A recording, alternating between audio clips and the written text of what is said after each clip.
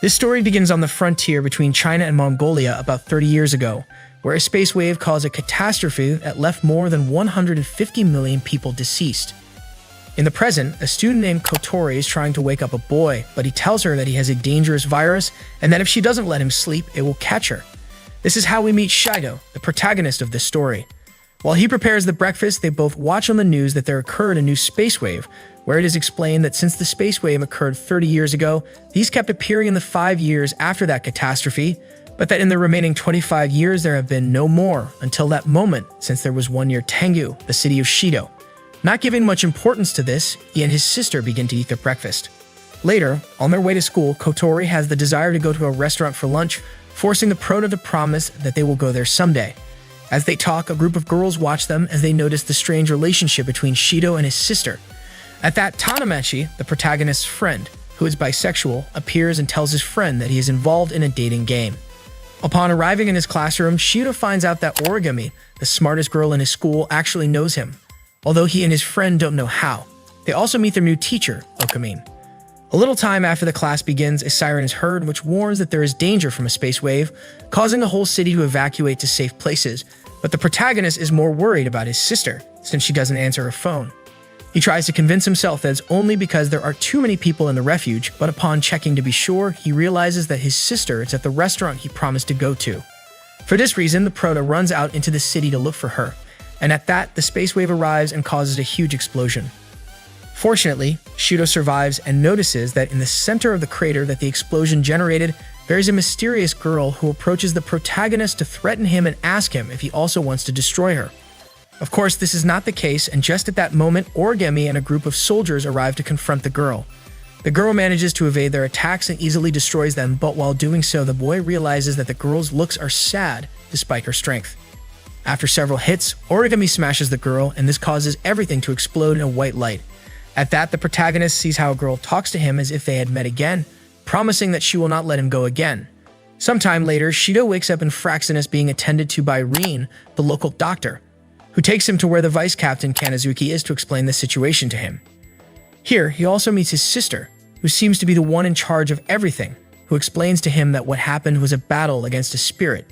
It seems that the space wave phenomenon is caused by the spirits when they reach the Earth, which is why the anti-spirits team, aka AST, is in charge of eliminating those spirits.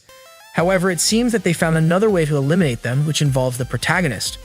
For this reason, his training stage begins the next day. Even so, he still doesn't understand why his sister was outside at the time of the space wave, and she ends up revealing to him that she was out because her base is 15,000 meters above the city. On the second day of school, Rin arrives as a support teacher. After introducing herself, she takes Shidou to her sister to introduce him to his role in the fight against the spirits, showing him a dating game. Basically, his fight against the spirits consists of falling in love with the spirits so he can avoid fighting with them. On the other hand, Origami asks him to not reveal anything about what happened, showing a strong anger towards the spirits, since 5 years ago his parents died because of them. Sometime later, Shidou finds himself finishing up completing a route in his new dating game, specifically his sister's route. After this, he goes to see Rin and Kotori, both of whom are about to enter the practice of Phase 2. So they both send the protagonist to talk to his teacher and try to flirt with her. But since he's not very good at it, Kotori is forced to help him, causing the teacher to eventually become crazy about him, forcing him to run away until he accidentally collides with Origami. There he realizes that this is a perfect opportunity for his practice, so he quickly tries to flirt with her, discovering that she is weirder than she seems since she does strange things like looking at him all the time or smelling his clothes, showing interest in him. So the proto has no trouble getting her to agree to go on a date. However, at that moment, the alarms sound warning that a new space wave is approaching, and for this reason, everyone runs to their positions. Meanwhile, the spirit from the last time, the spirit of the princess, arrives at the school, destroying it. After the chaos, Shidou is lucky enough to be able to enter first so he can interact with the princess, since the AST is not good at fighting indoors, in addition to the fact that he does not want to see the girl sad again. He enters the school without any fear, and when he meets the princess, she does not recognize him, but on the other hand, the system detects a mental anomaly in her. Due to this, Kotori and the group hurry to decide the boy's next answer, but as soon as the protagonist responds, the princess shoots him, forcing him to say his name, but she still can't remember him, and that's why he introduces himself. In this way, the conversation starts again, where he and Kotori do their best to seduce her, but they are very bad at it, so much that it seemed like they were mocking her. For this reason, Shidou gives up trying to seduce her, while he does his best to convince her that he is not her enemy because he didn't want to see her sad again. Because of this, he promises her that he will accept her just the way she is, causing the princess to lower her guard and become emotional, accepting the boy to be her couple.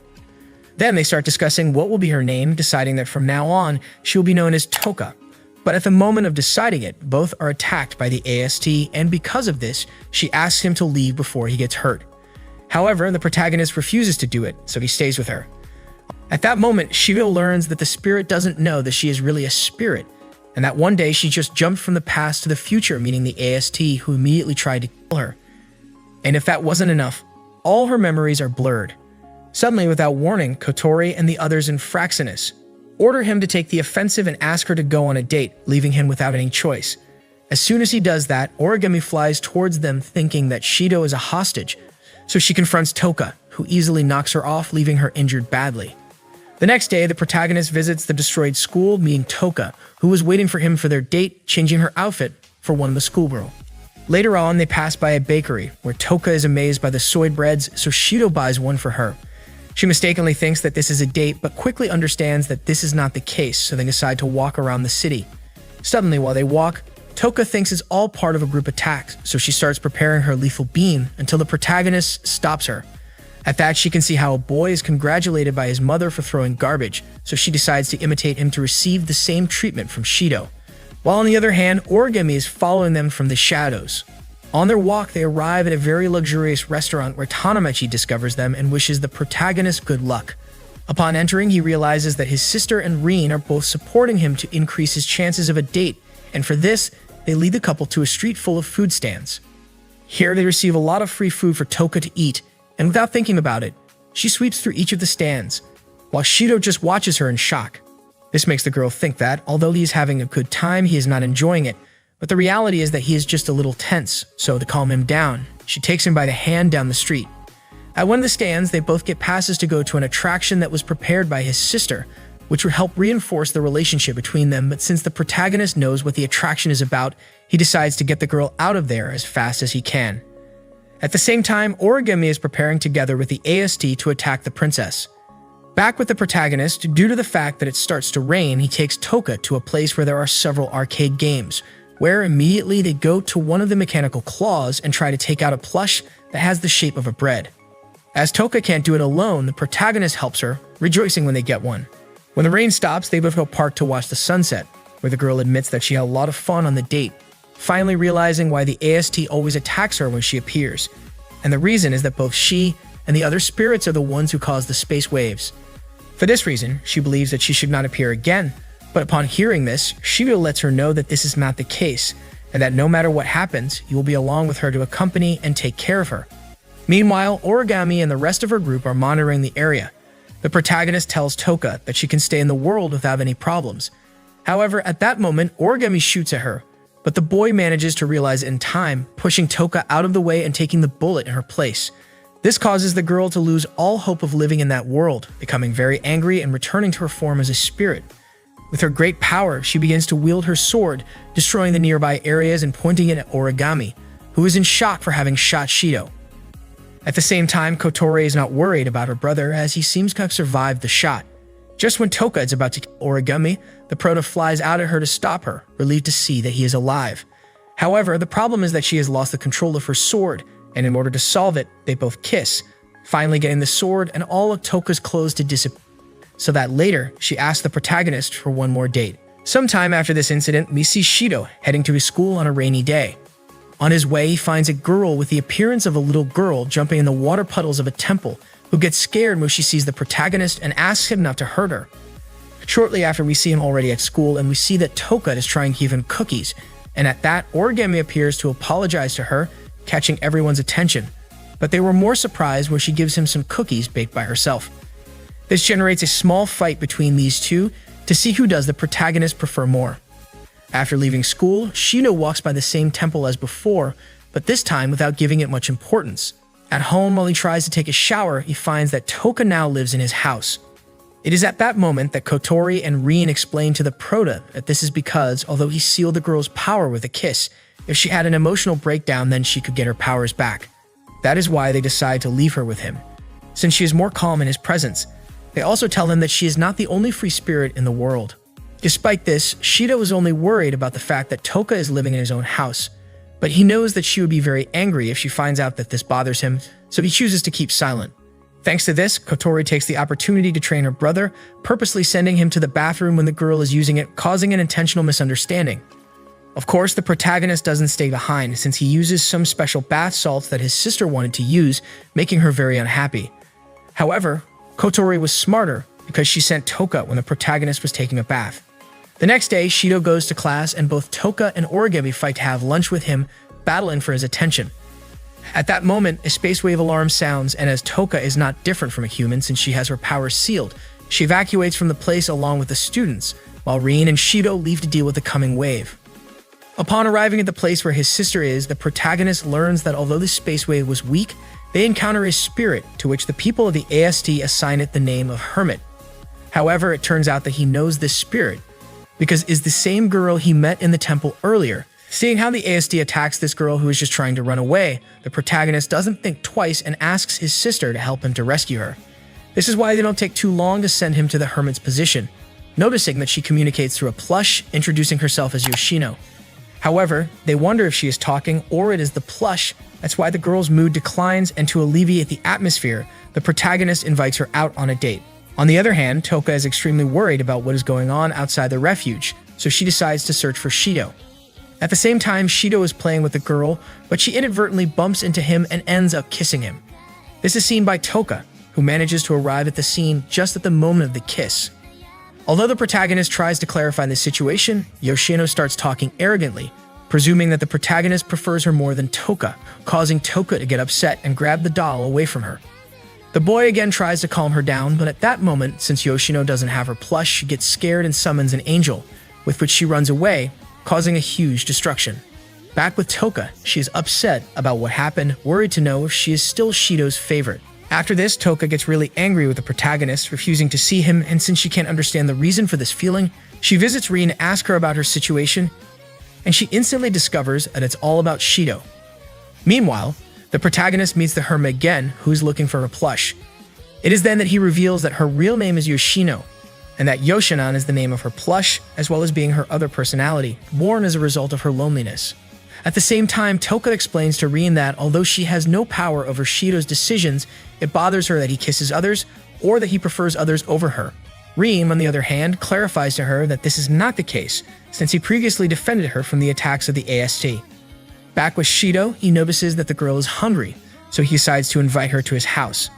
Here, she explains to him that the plush is very important to her, because he is her hero and symbolizes everything she wants to be, because as she is weak and cowardly, she always runs away from those who try to hurt her, but she doesn't want to do the same to them. However, she was crazy when she is alone and scared and without her plush. Hearing this, the boy is frustrated and upset to see that the girl had to suffer a lot alone, which is why she had to depend on Yoshinan to be okay.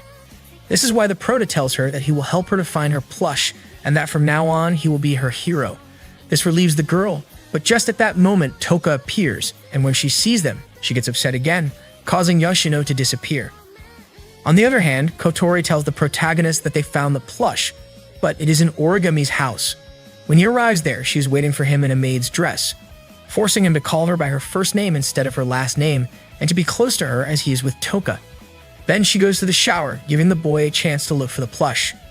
After he finds it, the girl comes out of the shower, and that's when she starts asking him about what happened with Toka and how he was able to survive the shooting.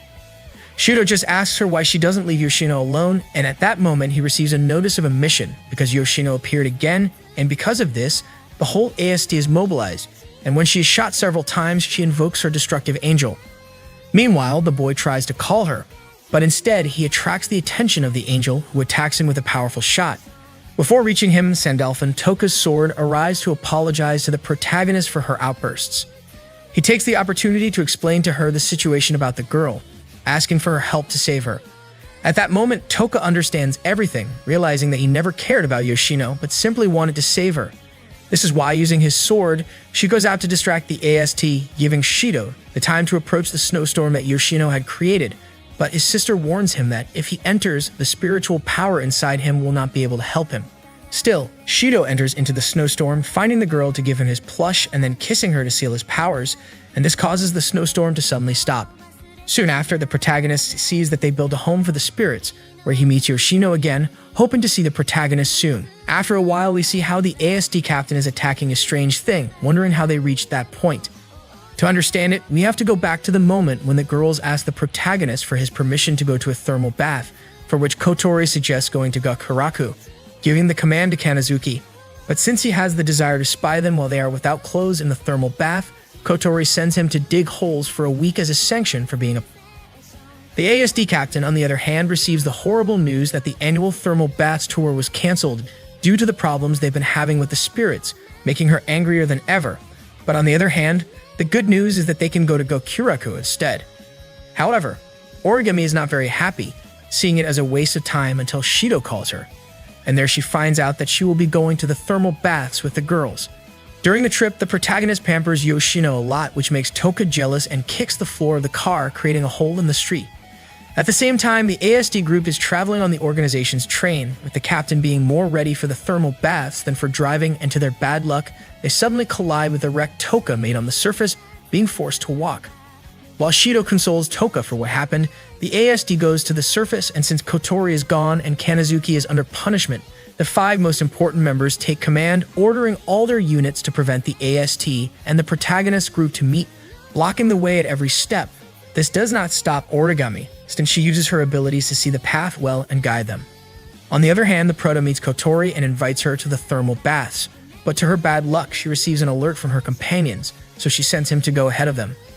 The members of the organization inform her about their problem with AST, and she agrees that they must stop them at all costs to avoid generating more problems than there are already. However, the captain doesn't give up, and tired of having one obstacle after another appearing, she begins to destroy them all, accidentally causing a to deviate towards Shidou and her friends, causing Yoshino's plush to get lost, so she starts to cry.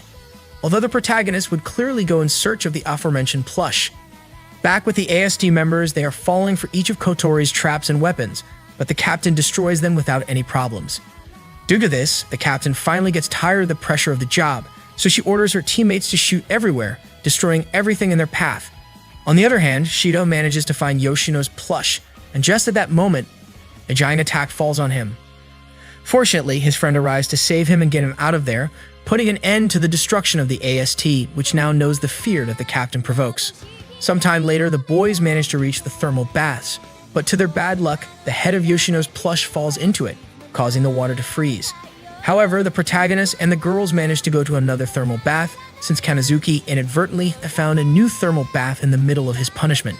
After a while, we see how Origami is fighting a new girl, who easily defeats her thanks to her strength.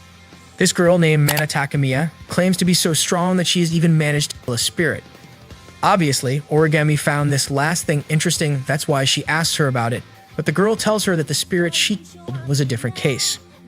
Changing the subject, in the middle of an exhibition of the AST, Mana recognizes the protagonist as her older brother, and when she asks Origami if she knows him, she tells her that they are lovers.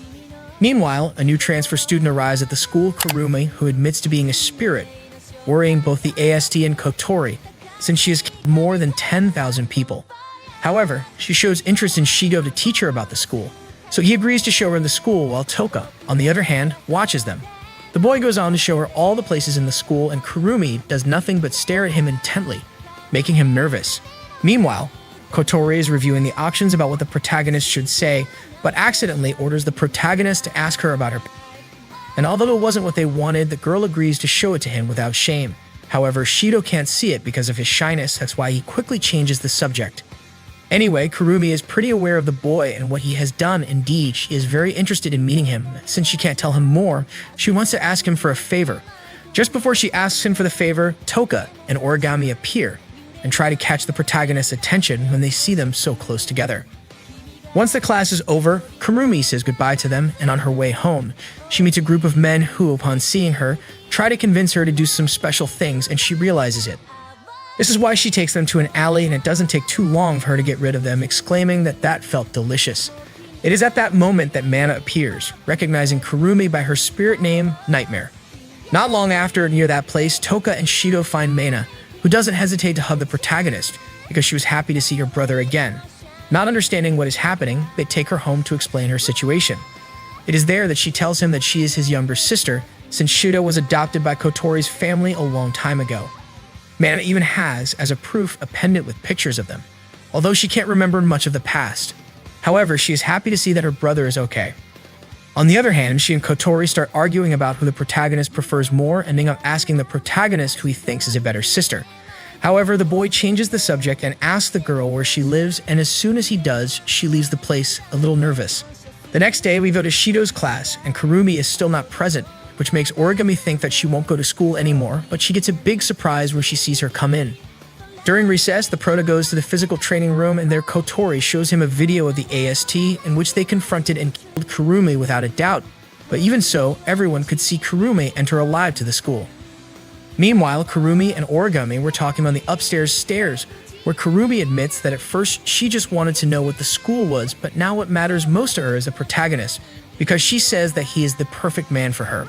As she tells her this, some hands begin to hold Origami, leaving her to stay still. The next day, Shidou invites Kurumi on a date, and since the AST finds out that she revived, they go after her, so they ask the protagonist to act fast and make her fall in love as soon as possible. However, Origami heard all of this, so she tries to force the protagonist to tell her everything, but he runs away. Meanwhile, she can only remember when Kurumi cornered her and told her that after getting the protagonist, she would go after her. Later, we see that Toka is a bit worried, and in the middle of lunchtime, she starts crying for not being able to spend time with Shidou. It is then that, to help her, the other girls who were always watching her comfort her and give her some tickets for a date, which sometime later she gives them to the protagonist in a little extroverted way. Sometime later, Origami calls him to advise him that it isn't safe for him to be alone. That's why she arranges to go on a date with him.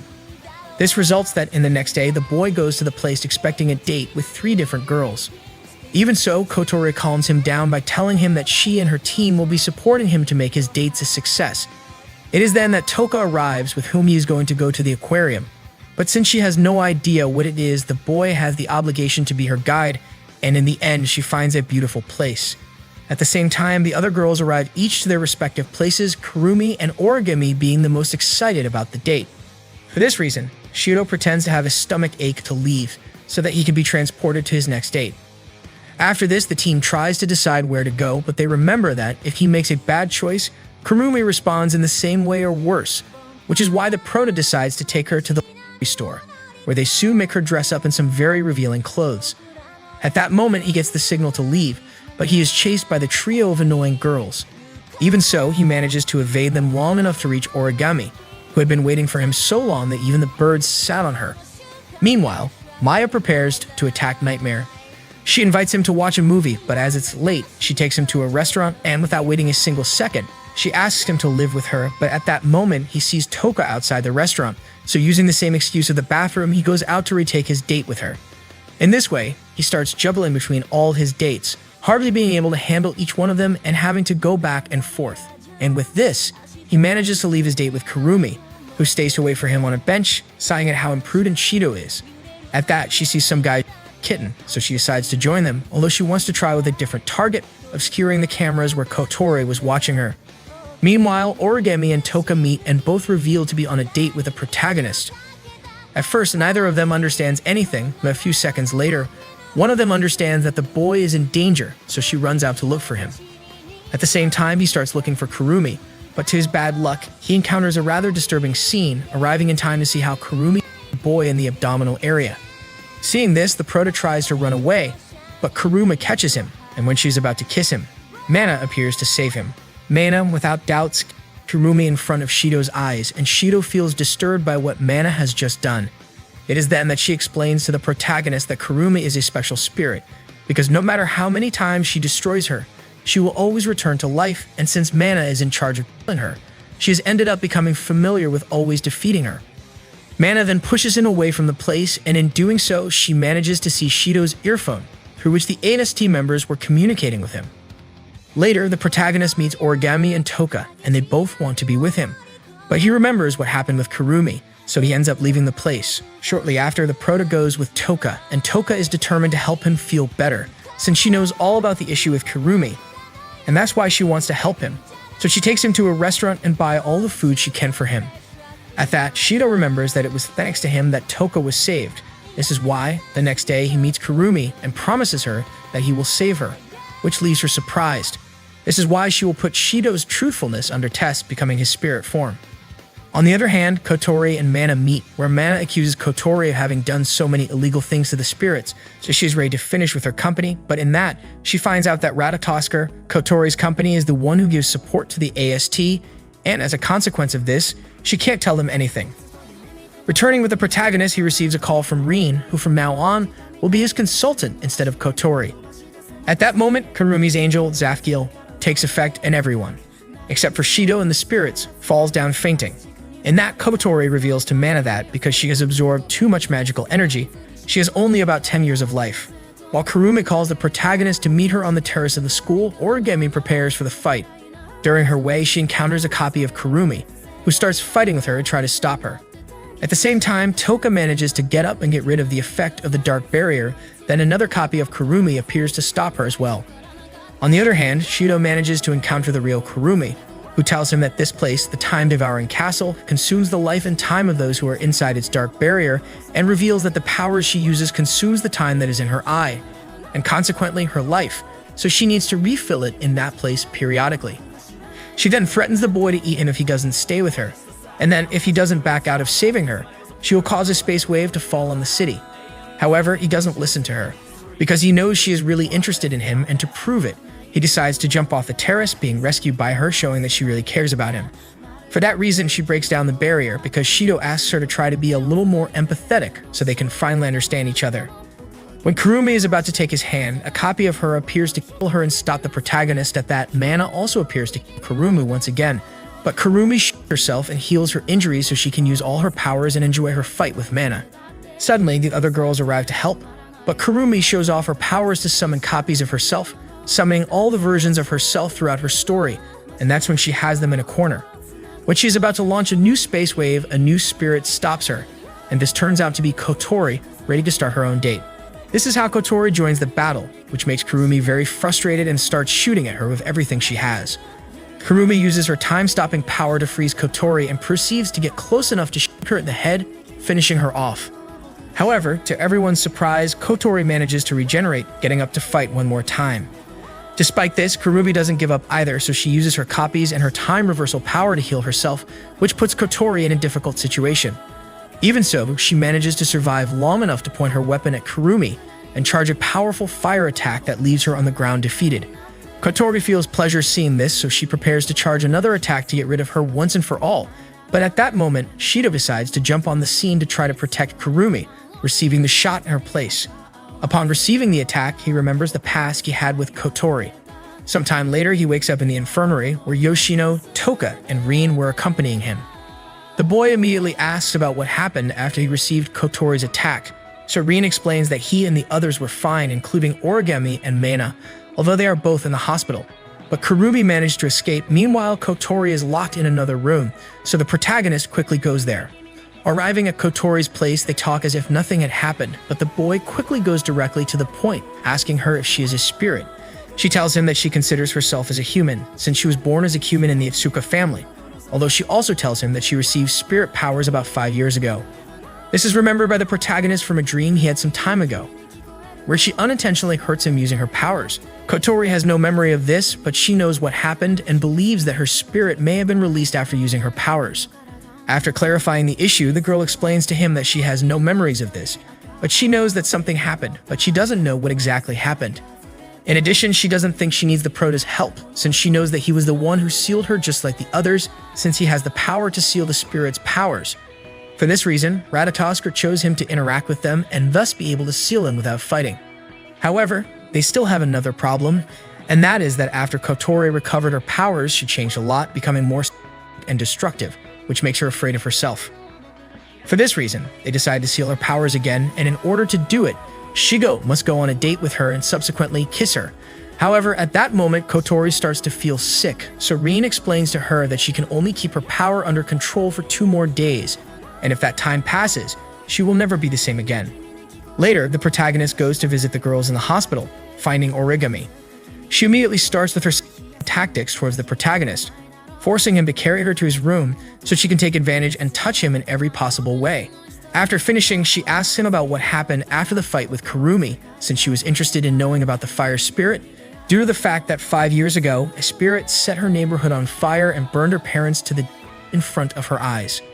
For this reason, she joined the AST, and she has been preparing for the day to kill the fire spirit, called Ifrit. After hearing this, Shio can't stop thinking that his little sister could have been responsible for many terrible things, and because of this, he knows that he is the only one capable of saving her, so he is determined to do it. Meanwhile, Origami is visited by her captain, who informs her that they will have a new team when she returns.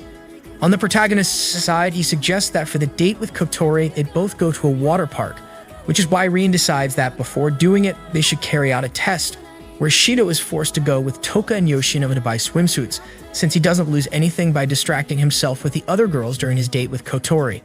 However, at that moment, Origami arrives with them since she also wants to get herself a swimsuit. In addition, she wants to ask Toka about the fire spirit, but Toka is so dumb to tell her anything useful.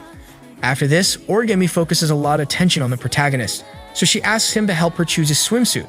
He accepts, and this generates a competition between her and Toka, in which the one who manages to excite the boy the most will win the right to go on a date with him. In this way, the first one to show her swimsuit is Toka, showing a white one that highlights her beauty. On the other hand, Origami gives it her all, as she puts on a tight black swimsuit, to which the other one responds with a purple one, much more revealing than Origami's. But she mocks her, because she has put on a swimsuit under a shirt, with which she forces the prota to touch her, thus revealing what is under her shirt. When they are about to continue competing, Yoshino asks for help, since she cannot put on the suit with only one hand, and seeing her so sweet and vulnerable, the protagonist decides that she is the winner. Upon returning to the Ratatoskra base, the protagonist is worried about Kotori, because he keeps thinking about the incident that happened some time ago. That's why Kanazuki decides to show him the recordings of that day. It is there that the boy sees everything, and not only does he see Kotori, but he also sees a distorted person next to her. He tries to remember that person, but when he tries, he faints. The next day, Shidou is ready for his date, despite the bad time he had with the recording. That's when Kotori arrives, dressed up and a bit nervous about the date, but still acting as playful as ever. However, they are also accompanied by Toka and Yoshino, since Rin thought it would be best. Once they arrive at the water park, while the others are having fun, Kotori tries to make the protagonist look at her swimsuit, but he ends up making a comment about her causing her to get very upset about it. To alleviate the tension, one of the girls suggests going on the water slide. At first, neither Kotori or Yoshino want to do it, but when their sister hears that Toka will be the one to accompany the prota, that's when her sister decides to join them, getting on the slide and falling very brutally into the water, making both of them hug the prota strongly due to the fear of the fall. Later, they stop for a while to eat, but Kotori leaves the place for a while to go with Rin, who is giving her medication to calm down, since this could be her last chance to have a date with her brother. This is overheard by Shio, who, on hearing this, knows what he has to do. So when he meets Kotori again, he leaves his Ratatosk earphone aside and decides to go on a more authentic date with his little sister. On the other hand, the new equipment of the AST base arrives, the so-called white licorice, a very powerful machine. Sometime later, Origami sees the video of the fire spirit, discovering that she is none other than Kotori, the protagonist's sister. Back to the protagonist's date, he starts taking the girls to the craziest and most exciting attractions of the park, managing to scare his sister. They go through all kinds of attractions. First they ride a roller coaster, then they go to a spooky house, where Shidou pretends to be scared to be able to take her by the hand. This makes Kanazuki become frustrated, because he would love to be in the prota's place. On the other hand, the other two girls want to go with them, but before trying to do it, Yoshino reveals to Toka that she knows all about Kotori's health condition, and that for that reason, it would be best if they do not intervene in their date. Although Toka insists on going to help them, she finally obeys Yoshino. Switching scenes at the AST base, the members discover that the white licorice has gone missing. Although to everyone's good fortune, the captain knows who is responsible. Returning once again to the prota's date, he and Kotori stop to rest on a bench, which results in the perfect moment for a kiss. However, Shidou only sets out to ask her about the incident that happened 5 years ago, since he can't get that topic out of his head. Just before he asks her about it, an explosion hits Kotori, causing the bench they were standing on to disintegrate. It turns out that this was Origami's work, who arrived riding the white licorice, anxious to defeat Kotori. However, she had no idea that defeating her would not be an easy job, since she appears in the smoke generated by the explosion and transforms into a spirit to fight with her. At the same time, Toka wants to go to help the protagonist, but Yoshino stops her because she is afraid that they won't survive the fight. On the other hand, she knows that she must help her lover, so with the limited power she has, she decides to go to help him along with Yoshino. Back to the fight, Kotori is taking the lead, destroying Origami's defenses bit by bit and leaving her on the ground. Just when she's about to finish her off, Origami reveals to her the reasons why she started the fight in the first place, and the reason is that 5 years ago she saw her parents die under Kotori's hands. This scares the girl so much that she decides to stop attacking and start thinking about it. And at that moment, Origami takes advantage of this to attack Kotori, leaving her immobilized and about to die.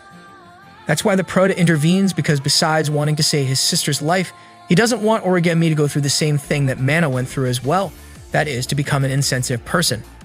Origami begins to hesitate, but her anger towards the other girl is stronger, so she pushes the Prota away to proceed to pull the trigger. Just before a tragedy occurs, Toka and Yoshino arrive to distract Origami, giving Shidou enough time to take his sister out of there, while the girls try to make Origami understand the situation. Once alone, the Prota tells his sister that he loves her very much, and she tells him that she loves him too, thus generating the perfect moment for the kiss, where they both remember everything that happened 5 years ago when she was sealed for the first time. A little while later, Origami gets the perfect opportunity to shoot Kotori, but the Prota manages to protect her and tells Origami that he is now a freak because he now has his sister's powers. For this reason, she now cannot kill her since she is no longer a spirit, and in addition to this, Kotori tells her that in reality, someone else was responsible for the death of her parents, and that if she wants, she can help her find that person. The girl ignores everything she just said and sets out to try to attack her, but before she can do her any damage, she faints due to exhaustion from using the white licorice for a long time. Sometime later, we see that while Karuri prepares for her next attack, Origami is in recovery and Toka has a little meeting with the protagonist, where she asks him to give her a kiss, but Yoshino arrives just in time to interrupt them. Sometime later, we see the protagonist having a date with Origami, where he tries everything to make her to pay attention to him, including revealing that he loved her mother in a bizarre way to being a lowly fan, and to make things worse, he reveals to her that he has had 10 different girlfriends. However, none of this seems to matter to Origami. To understand what is going on with her, we must go back to the previous day in class. The Prota was talking with Toka, who was excited about her new phone, and in the middle of that, Origami showed up to ask him for a date, to which he quickly calls his sister for tips, since he doesn't want to break Origami's heart, to which she suggests that he should make himself be hated by Origami. In this way, on the day of the date, he goes with the worst possible clothes and with an ad that is made to give them the worst date. When he arrives with Origami, the first thing he asks her to do is to change her clothes and put on a bathing suit, along with dog ears and tail, to which she does without any hesitation. Despite this, Kotori's eye wants to go for more, which is why he tries to make Origami lose her composure, ordering her to put herself on all fours like a dog and start to bark, but again Origami obeys him and takes off the Prota's belt and puts it around her neck as if it were a dog leash, while on the other hand, the Prota can't stand to see her lose her dignity. Then they go to a restaurant to try something different. At that, the Prota tries to bother her again, prohibiting her to go to the bathroom, so she's forced to urinate right there. That's why the Prota jumps to try to stop her.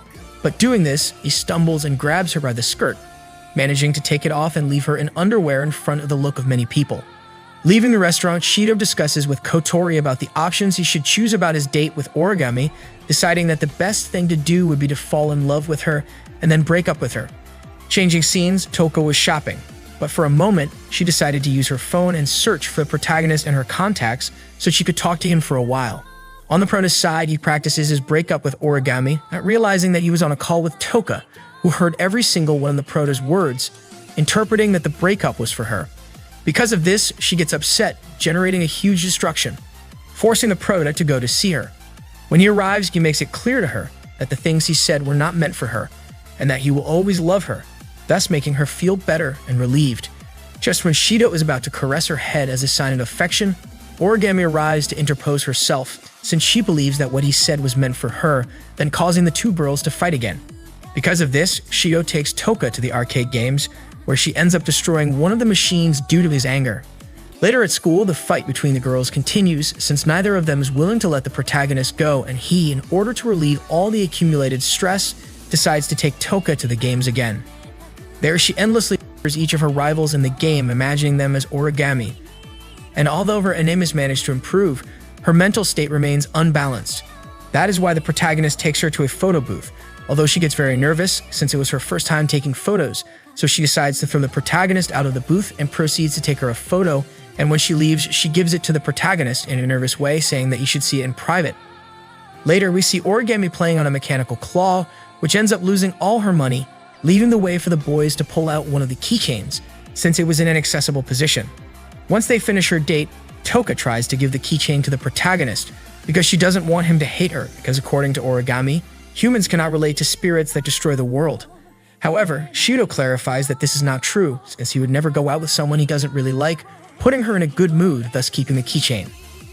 The next day, while everyone sees Toka's feeling good, the Prota, by accident, drops the photo that Toka took in the photo booth, and upon seeing it, everyone was surprised. Since the photo that had been taken was of her being in her underwear, that occurs because Rin was the one who advised her to do that.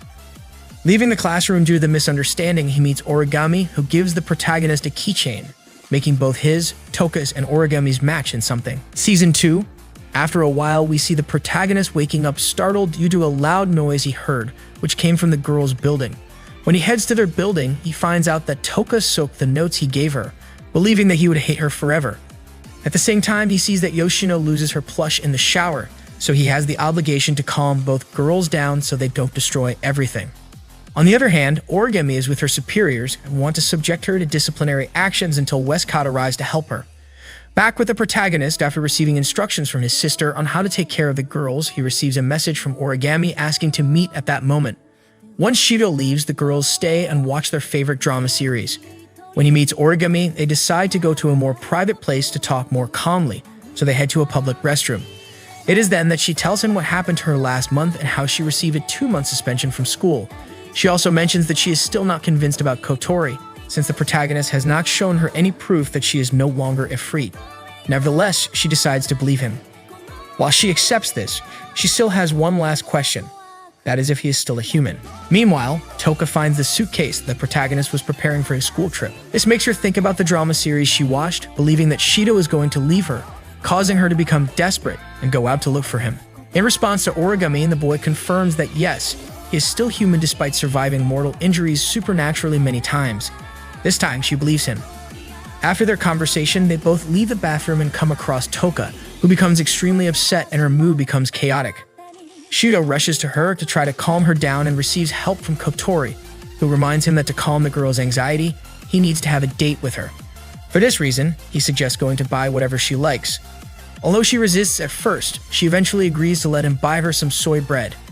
However, when they arrive at the bakery, the saleswoman tells them that the soy breads are sold out, and we see that the responsible for this was Kanazuki, since he bought all the bread from every bakery in the city. But eventually, they manage to get a bag of soy breads just for her. This greatly improves Toka's mood and mental state, keeping the protagonist and the others out of danger. When they arrive home, the protagonist prepares his things for the school trip and remembers that Origami asked him to buy drinks for the trip. After this, he leaves and Toka once again thinks that the boy has deceived her and left Origami as his lover, so she goes out to look for him again. Meanwhile, the protagonist meets Origami once again, but they are seen by Toka, who believes that they are going to run away together. She takes the boy's suitcase with her, and her mental state becomes more and more unstable. In addition to this, her powers return to her.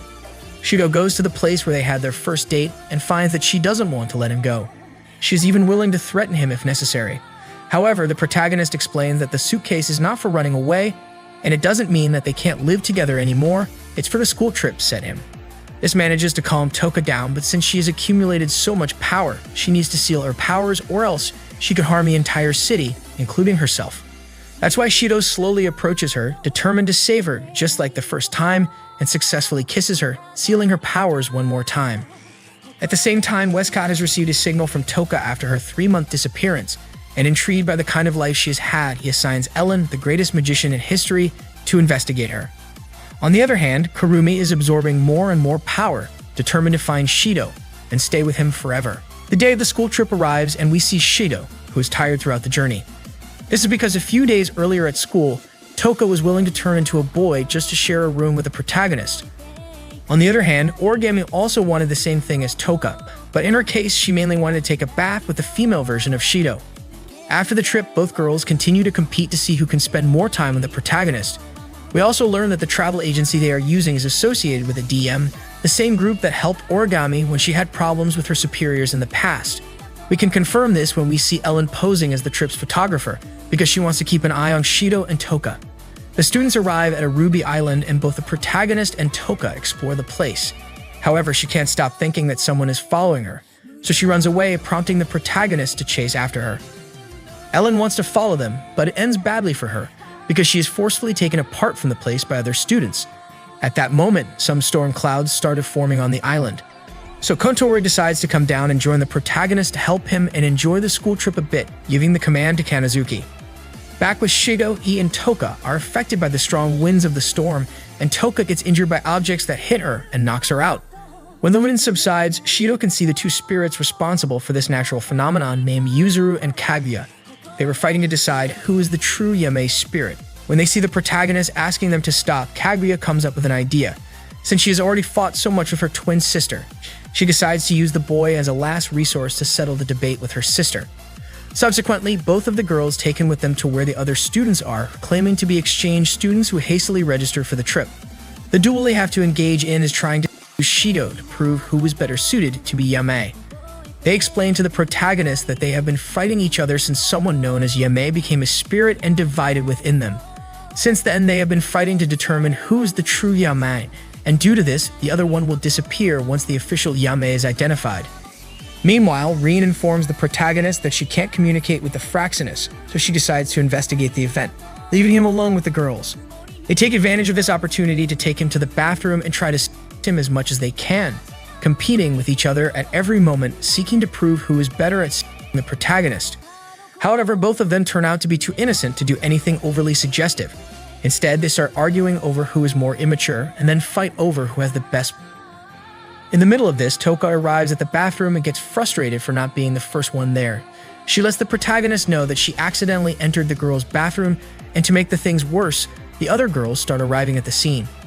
Knowing it wasn't her fault, Toka decides to help the protagonist escape before anyone sees him.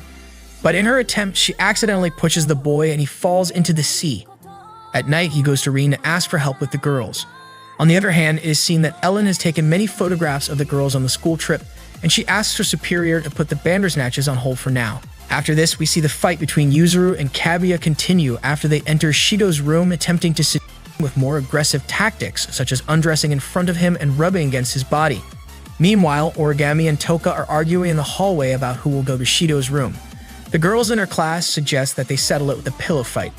Meanwhile, the protagonist escapes from the twins who are holding him, accidentally knocking out his teacher in the process while he is. The next day, Shidou receives a message from Rin, who has given transmitters to the twins, this to make them believe that they are receiving help from her, allowing them to control them to a certain extent and eventually seal their powers.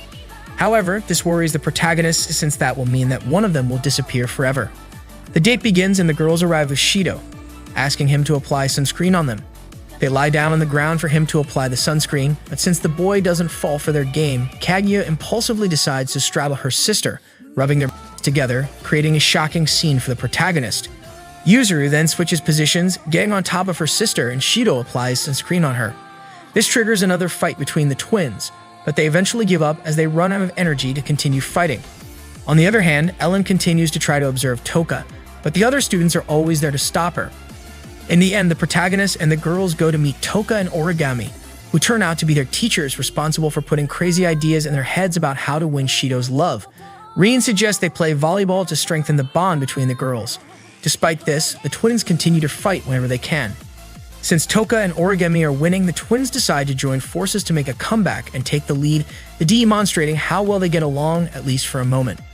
At the end of the game, Kaguya and Yuzuru approach Shidou and ask him to choose the other one. They want the other girl to win because they love each other too much to fight each other again. They even say they are willing to erase everyone on the island to save the girl Shidou doesn't choose. Of course, Shidou ponders this until the night, and then he meets Toka, who invites him to watch the stars on the beach. When they arrive, Toka tells Shidou that she just wanted to talk to him because she sees him too tense. That's why the protagonist tells Toka about what happened with the twins. Meanwhile, Origami encounters a strange being that attacks her and Rin. Returning with the protagonist, Toka understands the whole situation, but before she can advise him, the twins appear, and upon hearing what the other wants, they waste no time preparing to fight. Meanwhile, the DM manages to have visual contact with the Fraxinus, so they order their soldiers to go after it. We see the Fraxinus being attacked by the DM, and since Kanazuki is unwilling to take action, a high-ranking person calls Kotori for help. However, she does nothing because she knows Kanazuki is capable of taking the lead. After that, Kanazuki starts giving orders to his teammates to create shields in specific formations, effectively avoiding a significant amount of damage. Meanwhile, on the ground, the twins continue fighting each other, but they are not alone. Toka has become aware of Ellen's presence and also the Bandersnatches. While the protagonist tries to calm the situation, Toka unsheaths her sword, fully aware of how dangerous Ellen is. Ellen takes out her weapons and prepares to confront Toka. Although Toka puts up a fight, her sword eventually breaks, disappointing Ellen, who prepares to take her away. However, the protagonist doesn't want to be useless again, so out of nowhere, he summons Toka's sword, ready to fight against Ellen. At the same time, the captain of the DM ship can't believe they are being defeated. He orders his people to destroy the Fraxinus shield at all costs, which pleases Kanazuki, who has already devised a plan in case this happens. Returning to the protagonist and Ellen, she sends the Bandersnatches to capture him. But just before they do, the Bandersnatches collapse because Kanazuki's attack disabled their systems, giving the boy and Toka the perfect opportunity to escape. While Ellen tries to capture them, she falls into a hole dug by the girls from the class, and she faints after the impact of the fall. Back with the protagonist, he reaches where the twins are, trying desperately to get their attention with his sword, but it doesn't work. While the protagonist continues frantically trying to get the twins' attention, Toka tells him to stop and calm down, and then the sword disappears. She explains to him that his desire triggered the summoning of Sandalphon, so if he wants it like before, he can activate the sword whenever he wants. With this in mind, Shidou summons the sword again and wings it in the air, cutting through the sky and finally grabbing the attention of the girls. They ask him not to interfere in their fight. However, the protagonist ignores them because he doesn't want either of them to disappear. He tells them that there is another option. Both of them renounce their powers to live together. At first, they are puzzled because a human cannot help them in that regard, but he asks them to please believe in him. At that moment, the Sandalphon sword disappears, causing the protagonist to faint. The girls contemplate what he said and realize that despite always fighting, they love and care deeply for each other. So they stop the fight and are willing to listen to Shidou, accepting his proposal after discussing their feelings. However, at that moment, the DM ship falls towards them, interrupting that adorable moment. But just before it reaches them, they join their weapons, creating a bow that destroys the ship. The next day, we see Origami wakes up with Rin, frustrated by not being able to do much in the battle and wishing to become stronger. On the other hand, Shidou receives gratitude from the twins, who kiss him, causing both of them to lose their clothes. Changing the scene, we see Ellen, who confirms to her superior that Toka is the princess they were looking for. She also asks him if it's possible for a human to possess the powers of a spirit. Days later, we see Origami finally returning from her school suspension. Just at that moment, her captain arrives to complain because a special group from the DM will help them with their problems since they haven't been able to do anything against the spirits for a while. After that, the group arrives with Jessica as one of its members, mocking their failures. Meanwhile, the protagonist is nominated to be a leader of the festival, which means he has a lot of work ahead. Sometime later, Toka is at home feeling very hungry while the protagonist went shopping with Yoshino. However, at that moment, the spatial alarms activate and the protagonist is immediately sent to the source. Here, he encounters a singing spirit who becomes excited to know that someone came to see her. However, as soon as she sees him, regardless of what he says, she starts hating him more and even tries to kill him. This changes when the AST arrives and she starts fighting as if it were a game. Although the AST tries to stop her, she turns out to be too strong and Jessica notices Shidou's presence, so he is quickly taken to another location. Shortly after, the protagonist arrives with Kotori, who tells him that the spirit who attacked him was Maiku, a classmate who was a singer, but they know nothing about her. So they consider her the ghost, the spirit behind the incident from 5 years ago. However, there is something even worse, and that is that Maiku hates boys but loves girls. This is why the protagonist is forced to dress as a woman to get close to her and seal her. That's how he introduces himself to the girls in his class as Shiori, his cousin. Meanwhile, Origami can't stop taking pictures as she gets first-hand fan service. After that, he goes to meet Miku, doing his best to make her like him, but he still struggles to act like a girl. However, it's not too difficult for him to please her as he manages to strike up a conversation with Miku, asking to see her underwear, which pleases Maiku when she realizes she might have a new friend. They continue talking and the conversation flows until the protagonist ends up hurting himself and Miku gives him her handkerchief to cover the wound. Later, at his home with the girls, they express their desire to form a band and play music, but the protagonist is more focused on Miku. The next day, he goes to school to return the handkerchief, but is stopped by his fans until Miku herself arrives to invite him for tea. They have a long conversation and Miku admits that she likes him, so she asks him to transfer to her school. Shidou refuses to do so, and quickly Miku realizes that he is not normal since no human can refuse what she asks. Therefore, the protagonist decides to be honest, admitting that he is the one who seals the spirits and asks her to let him save her. However, she refuses because she likes being the way she is and even admits to being responsible for the last dimensional waves since she knows that even if she kills others, they adore her. The protagonist becomes furious and says that he hates her, and because of this, Miku proposes a game. If he defeats her in the school festival, she will let him seal her powers. Otherwise, she will take the powers of the spirits he has with him. Meanwhile, in the ASD, the captain complains to Jessica because Shiro is now on their search list. Sometime later, Mana wakes up from her fight against Kurumi, and mysterious men come to see her. On the other hand, the protagonist tells his classmates about what happened, and they agree to form a band. Toka is given the tambourine and Origami becomes the vocalist. Shortly after, Origami meets with her captain who informs her about Shidou's situation and how he has become a target for the ASD. The festival arrives and the protagonist and his friends set up a maid cafe with all the girls at his disposal, including the Berserker twins. The cafe opens, and while the protagonist hands out flyers at the entrance, he catches a glimpse of Kurumi, feeling worried. Then Miku arrives to see the cafe and orders all her friends to leave him alone. Afterward, she invites Shiori on a date, and they go to a ring toss game stall, where she tries to win a plush toy for herself. When she fails, she orders the stall owner to give her the prize. This greatly upsets the protagonist as he knows it's wrong and that she should earn things for herself. Therefore, now more than ever, he is determined to defeat her, and she gives him a chance to do so, ending the date. The time for the concert comes, and Miku is singing like a superstar. Unfortunately for her, her friends have decided not to participate as she used her powers to order them not to, and for that reason, Kotori decides that they will make their own rules and respond in the same way she did to defeat her. Meanwhile, she transforms into her spirit form in the middle of the concert and starts singing, captivating the entire audience with her voice and filling the protagonist with despair as they realize they have no chance of winning. However, the twins come to their aid as they have not been affected by Miku's power. At the same time, the DM has sent soldiers to destroy the spirits at the festival, with over 30 of them ready to fight. However, Origami is waiting for them with the white licorice, surprising Jessica as she realizes Origami can use it. She begins to stop and defeat as many soldiers as she can, putting Jessica in a difficult situation. Jessica desperately calls for reinforcements, but instead, the captain of the ASD informs her that due to superior orders, she cannot help. Kotori and Rin notice this, and Rin goes to see if she can handle them. On the other hand, the protagonist and his friends are preparing to go on stage, feeling uneasy about performing in front of a large audience. However, the twins are calm as they have practiced a lot with their instruments due to their duels, unlike Toka, who only knows how to play the tambourine. It's their turn, and when the protagonist tries to simulate singing, he discovers that someone sabotaged the system, and now they can't do playback as they had planned. He becomes nervous and speechless. That's when Toka steps up to sing, encouraging the protagonist to join her. They put on a great show in front of the crowd while Origami battles against Jessica and the DM. In the end, Origami starts reaching her limit, and just as the DM reinforcements arrive, the tables are turned. After the concerts, while Origami is still fighting the DM, the voting takes place to determine the winning school. At first, it appears that Miku's school has won, so she approaches the protagonist to claim his powers. However, before she can do so, the final results are announced, and it turns out that Shidou is the winner because his maid cafe received more love from the audience. This frustrates Miku greatly, as she cannot accept that someone else has defeated her. The protagonist tries to make her see that she lost and offers her to join them, but Miku refuses. She then summons her angel and unleashes powerful sound waves that put the protagonist's friends to sleep and turn the others into puppets. This immobilizes the protagonist, and as she no longer cares about her bet, she approaches to take away all his powers. However, when she starts touching him, she realizes that he is a boy.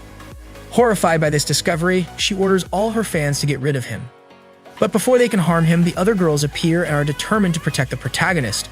They quickly got him out of the crowd as they had earplugs to shield them from the sound waves.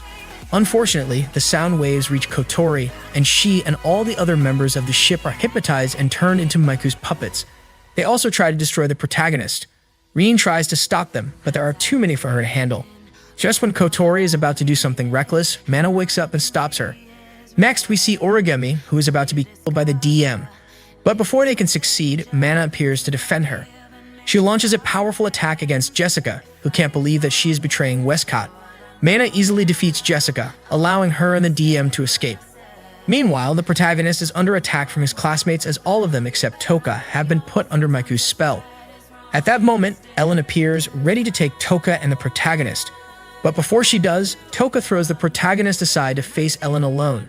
However, without all her powers, Toka is defeated and the protagonist has no choice but to flee from Maiku's puppets, who have filled the streets searching for him. While hiding, Kurumai emerges from the shadows. He knows she is after his life, but he is also aware that she is his only hope to save Toka, so he tries to ask for her help, which surprises Kurumi. On the other hand, Toka begins to wake up and finds herself with Ellen, who welcomes her to the DEM and proceeds to ask her some questions. Meanwhile, Kurumi knows that in order to help Shidou, she must first deal with Miku. So they go to Miku's house in search of something that can help them. There, Kurumi plays with the protagonist a bit, trying to make him act like a girl again, as he missed that.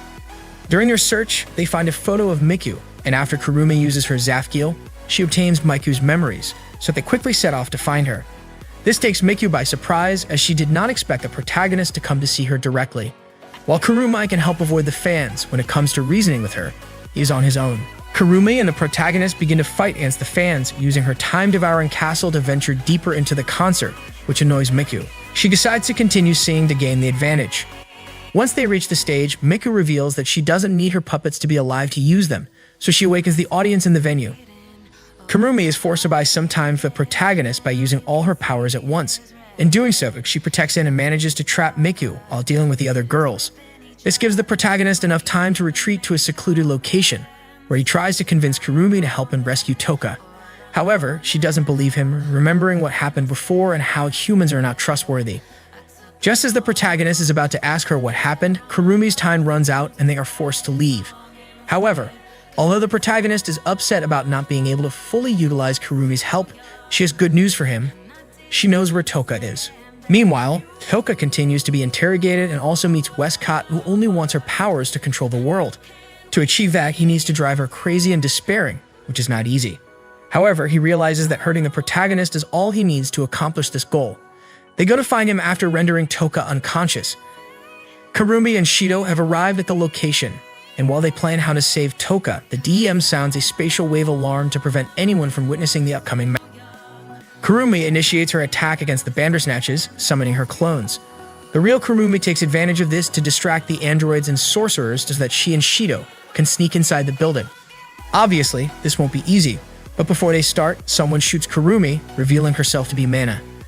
Her is not an easy task, so seeing that the protagonist now has his sister, Kurumi decides to leave and take care of her own business with the DEM, leaving Mana to protect the protagonist. She gives him her transmitter, allowing him to regain communication with Kotori.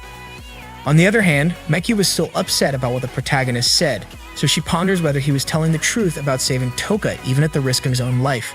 She asks the girls if he would truly save her, and is surprised to see that they all agree that Shidou would do so without hesitation. Back with the protagonist, he is arguing with Kotori about whether infiltrating the DEM to rescue Toka is a good idea. Knowing that Kotori won't yield, his sisters decide to help him. Together, they approach the entrance. On the other hand, Origami tries to go help Shidou, but one of her comrades stops her because she can no longer use the white licorice. Returning to Shidou and his sister, they encounter Jessica, who is now equipped with the scarlet licorice, a similar version of Origami's armor. With it, Jessica confronts Mana, allowing the protagonist to run into the DM facility. Inside, he encounters soldiers who attack and immobilize him. However, when all seems lost, the protagonist invokes Sandalphon, recalling Toka's words. Sandalphon delivers a powerful strike that sets him free, but he is wounded by one of the soldiers before he can continue his search for Toka. Shidou continues advancing through the halls of the DM, but ends up being stopped by the soldiers as he can no longer maintain his powers. However, before they can capture him, Miku appears to help him, ordering the other girls to take care of the wizards outside while she goes with Shidou. Outside, Mana continues facing off against Jessica, who has lost all reason due to excessive magic absorption, and to make matters worse, Ellen has arrived to assist Jessica, putting Mana in a difficult position. However, just before they can finish her off, Origami arrives to save her, confronting Ellen in order to go see the protagonist. Back with Shidou, he thanks Miku for the help, and as they venture further into the building, they interrogate the soldiers to discover Toka's whereabouts. However, Shidou can barely stay on his feet, even with Kotori's healing powers. Miku realizes this and tries to make him see that she could take care of things and that he's only acting like a fairy tale prince. Nevertheless, he is not willing to stop, advancing further and further, while Miku continues to mock him. Therefore, Shidou finally asks her why she treats all humans that way, and although she tries to make excuses, he knows that she is also a human. As a result, Miku begins to tell him her story, where she used to be a normal idol, loved by her fans. However, over time, a producer asked to meet her, and when she refused, they started spreading false news about her, causing her to lose all her fans. Since then, she has hated all humans. The protagonist tries to make her see that it is not an excuse to hate the entire human race, but she bursts into anger upon hearing it. He promises to save her, but Miku doesn't want him to steal her powers, as if he does, she will be left with nothing again, just like when her fans betrayed her. Nevertheless, Shidou insists, as he will stay with her no matter what happens, and he will always be there for all her songs, surprising Miku to hear it, but still, she doesn't want to believe him. On the other hand, Origami continues fighting against Ellen, but as her armor is too simple, she needs to be clever to do something against her. However, it proves to be insufficient as Ellen is too strong. Nevertheless, Kotori is also present with her ship to help, giving Origami a chance to fight, but then Ellen is called by Westcott. At the same time, the protagonist reaches where Toka is, also meeting Westcott. Seeing him, Westcott can't believe that it's Shidou who has arrived, thinking that it's all the work of a mysterious woman. Nevertheless, he's not willing to let Toka go, but since he is not good at fighting, he decides to release her and put a wall between them to give Ellen time to attack Shidou. Thus, Toka summons her sword, trying to pass to the other side and save him, but it proves to be futile, making her feel more and more desperate. Finally, she gives up upon seeing that the protagonist will die. In this way, the Sephira inversion begins as her mood is turned negative, and with this, Westcott welcomes the Demon King. Shortly after, Toka wakes up, but she has no idea where she is or what situation she's in. However, Westcott doesn't care and sends Ellen to deal with her, who is not surprised to see Ellen. Meanwhile, Mana continues fighting against Jessica, who becomes increasingly insane, trying to kill her in any way possible with the Scarlet Licorice. However, since it consumes too much of her vitality, it gradually destroys her body, and it's only a matter of time before she reaches her limit. Nevertheless, Jessica keeps attacking, envious of Mana, as she was accepted as one of the best while Jessica was pushed aside. In the midst of her attacks, she loses control of the armor and dies in Mana's arms. At the same time, Toka continues to fight against Ellen, who does everything possible to defeat her, but it's not enough. Toka barely needs to exert herself to confront her, launching a powerful attack against Ellen. This puts her and Westcott in a difficult position because even though she can defeat Ellen, she is injured from her battle against Origami, so they are forced to retreat. They are in no hurry since this was only the first step, bidding farewell to the protagonist. Once alone, Kotori communicates with Shidou again, informing him of Toka's situation. This time, they are unsure if they can seal her powers, so their best bet is to retrieve her. However, when they attempt to do so, Toka attacks both him and Miku. Miku tries to immobilize her to give the protagonist a chance, but Toka is too strong and easily breaks free, launching a powerful attack towards Miku. This triggers her memories of her entire life, and she laments not having met someone like the protagonist. This causes all the girls to regain consciousness, and they meet up with Origami, who updates them on the current situation. Meanwhile, Miku realizes that the protagonist intervened in the attack to save her from. This makes her realize that he truly cares for her, and this prompts a reaction from Toka. She summons a new sword, Pavrishlev. Miku tries to ask her to flee and leave them behind, but before anything happens, Yoshino arrives to help them, while Shidou goes toward Toka. However, with a single attack, Toka obliterates everything in front of her. It's of little use as the twins arrive just in time to rescue him, and when they release him, Toka begins to remember her moments with the protagonist. As he reaches her to save her, he kisses her immediately, confusing her as she cannot understand why someone would kiss their enemy in battle. However, gradually this causes Toka to start remembering him and regain her senses, slowly returning to her true self. Finally, she thanks Shidou for saving her once again. On the other hand, Kurumi leaves the scene, not having found what she was looking for, disappearing from everyone's sight. Sometime after this incident, Shidou meets with Miku, who now treats him affectionately as he is different and more special than other men. She kisses him to seal his powers, fulfilling the promise they made, knowing that even if no one else listens, he will always be there to hear her. Then she goes to the stage where she begins to sing, not as the spirit Miku, but as herself as Tsukino, bringing everything to an end and revealing that she loves Shidou, Dig Alive, and Core. Sometime later, Shidou encountered Kurumi, who asked him out on a date, surprising him as she was behaving in a much different and more innocent manner than usual. Initially, Shidou refused, but Kurumi believed that he hated her or didn't trust her. To avoid making her cry, he ended up accepting the date. Kurumi led him to a festival where Shidou initially thought she had ulterior motives, but it turned out that she was genuinely enjoying the atmosphere. She took him to various attractions, surprising him with her different behavior as she rarely smiled or had fun like this. Nonetheless, he accompanied her on the date, unaware of what Kurumi had in mind. Later, they watched a performance that recounted an ancient legend from Japan, in which two lovers were separated and could only reunite when it rained. This saddened Kurumi as she felt that while time would heal the pain of their separation, it would also make them forget their relationship, causing them to never see each other again over the years.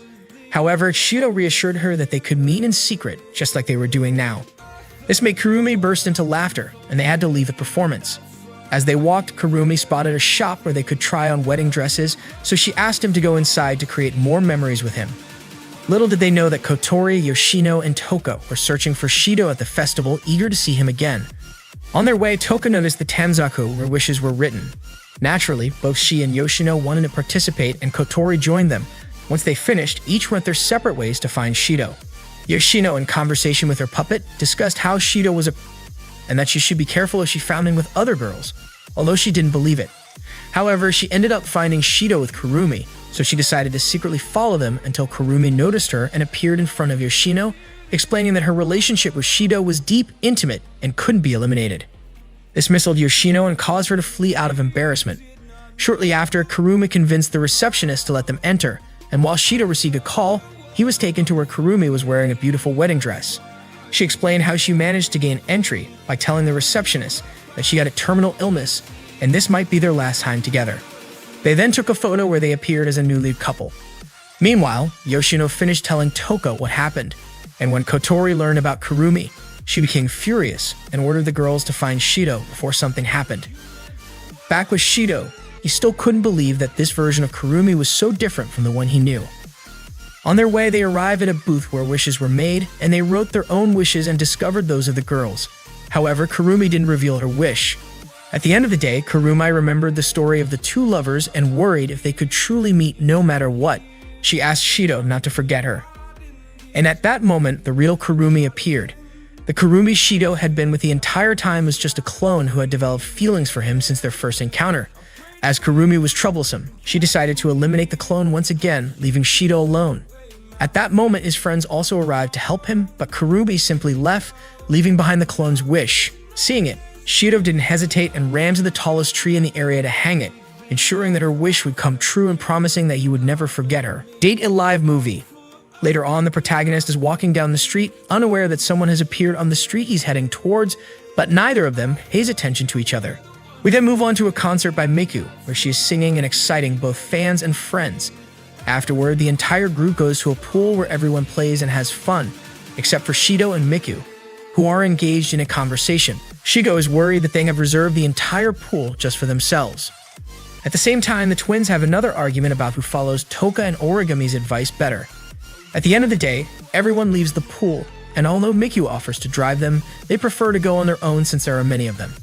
The boys take the train, and that's when he starts feeling something different, catching a glimpse of the girl from the street for a second. Apparently, she is following him. The next day, the boy wakes up normally but is surprised to see a large sphere in the sky, immediately informing his sister. They discover that only he can see it, but they confirm that there is an accumulation of waves in the area corresponding to each of the spirits he has sealed. While everyone on the ship tries to discuss the reason behind all this, Rin and the others suggest that it may be due to an accumulation of stress from all the girls. Since the protagonist has to please all of them, each one feels that they want to have him for themselves, including Kotori. For this reason, they suggest that he go on a date with each of them to alleviate some of the burden of the sphere. Reluctantly, Kotori agrees. Meanwhile, Rin leaves and activates the Kirk system unnoticed by anyone. Back at home, Shidou informs all the girls about the situation, conducting a draw to determine the order of the dates. Kaguya is the first and Toka is the last. They all promise not to sabotage each other's dates and to do their best to have fun. Shidou catches a glimpse of the girl from the train again, but she disappears once more. At the same time, Kurumi watches her from the shadows. When the time comes, she is prepared and takes Shidou to an art gallery, which seems to relax her. Then they go to a store where she asks him to buy a pendant she really likes. In the end, she remembers Origami's last advice about taking Shidou to her hospital room, but it turns out to be a trap that fails as Yuzuru takes him to an adult motel instead, ending up embarrassed. Nevertheless, they both had fun on their date, so they bid farewell, leaving Kotori as the next one and sparking bets among the team members.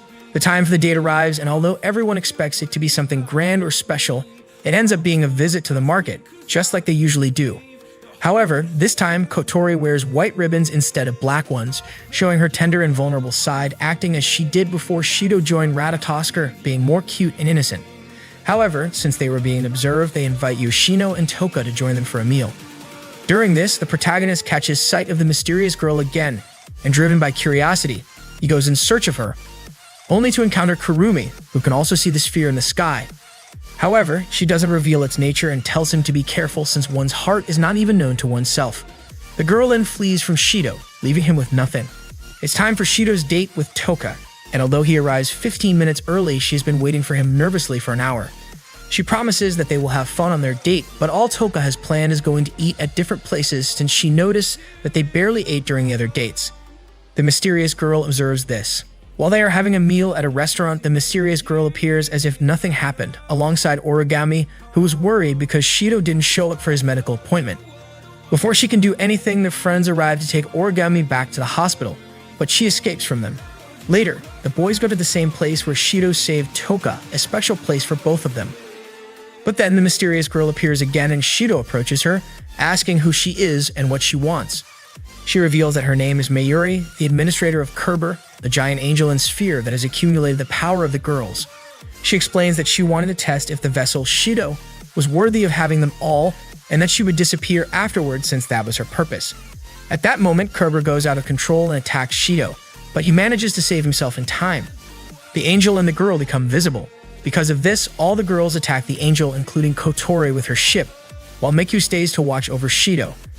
Mayuri tries to stop her angel, not understanding why it is doing all this. The girls continue their attack, but realize that they cannot win. Kotori launches the most powerful attack with the ship, but is futile, as Kerber protects itself with its wings and proceeds to capture Mayuri. Mayuri only worries about seeing the girls being defeated by the angel. Kotori and the others notice new waves which belong to Mayuri. After seeing Shidou go on so many dates, she has developed envy toward the other girls, and that's why Kerber went out of control. Because of this, Mana steps out of the ship determined to put an end to everything in the next attack. Just before she does something, Shidou stops her and asks her not to kill Mayuri since she is the result of everyone's power. He asks for his friend's help to save her. Touched by his words, the girls start to shine, reaching their maximum power due to the intense desire of the protagonist. They carry him through Kerber's rays, bringing him closer to Mayuri and managing to free her. However, in doing so, Kerber becomes more powerful than before, destroying a large part of the area. Nevertheless, they come to the conclusion that if they use the power of all the girls, they might have a chance. Mayuri touches the girls to transfer her power to them and make them unite. However, the angel tries to prevent it, but is stopped by Mana and Shidou. Just before Shidou is injured, Toka undergoes a transformation, gaining such power that she can confront Kerber. However, they won't be able to stop it due to its regeneration abilities. That's when Mayuri kisses Shidou, breaking his seal and giving Toka a chance to defeat the angel. In doing so, Mayuri starts to disappear, being the accumulation of everyone's strength. She can't hate Shidou because she has loved him since she was born, and that's why she wanted to be with him. Now that she is no longer destined to disappear, she can leave happily, bidding farewell to the protagonist. Days later, the protagonist and Toka meet to talk about what happened, convinced that Mayuri has not truly disappeared as she is part of all of them. Speaking of the other girls, they appear to plan the next round of dates, but Shidou escapes before they can catch him. Season 3. Sometime later, the girls have prepared a stew for Shidou, in which they put everything they like, although the result doesn't look so pleasant. Nevertheless, the protagonist does his best to take a bite, and surprisingly, it tastes good, so everyone starts eating, while lamenting that Miku couldn't join them. But as soon as they mention her, she appears in the house, ready to eat with them. Meanwhile, Origami was listening to them from outside. Miku then pretends to burn her lips and tries to use it as an excuse for the protagonist to kiss her, which causes everyone to imitate her and the situation gets out of control. Before it gets worse, Origami arrives with Shidou to give him her stew, but it turns out to be worse than the one made by the girls. Shortly after, an alarm for a spirit wave sounds and the protagonist quickly heads towards his date, arriving in a place that was destroyed during the first spatial quake 30 years ago. As he walks through the area, he reaches a castle where the spirit of a woman named Natsumi appears. She immediately approaches him and asks if she is beautiful. Obviously, he says yes, and as his compliments continue, Natsumi becomes happier because someone is praising her. Unfortunately, the AST shows up, and to avoid problems, Natsumi summons her angel, which turns both the projectiles and the girls' armors into adorable things. However, a projectile manages to get close to Natsumi, destroying something in her, and as a result, her happiness meter quickly crumbles. This angers her, believing that the protagonist saw her for who she truly is, and she promises that from this moment on, the boy's life is over. The next day, the protagonist goes to class as usual, but all the girls are angry with him because Shidou himself has done things like lifting their skirts or touching them. In the midst of this, Origami also arrives. Since he hasn't done anything to her, she wants to be the next one to be marked by the protagonist, but she's not alone. Kaguya and Yuzuru also arrive, wanting to pay him back for wetting their shirts and stealing their pants. Without understanding anything, he proceeds to escape, and during his escape, he sees another person like him.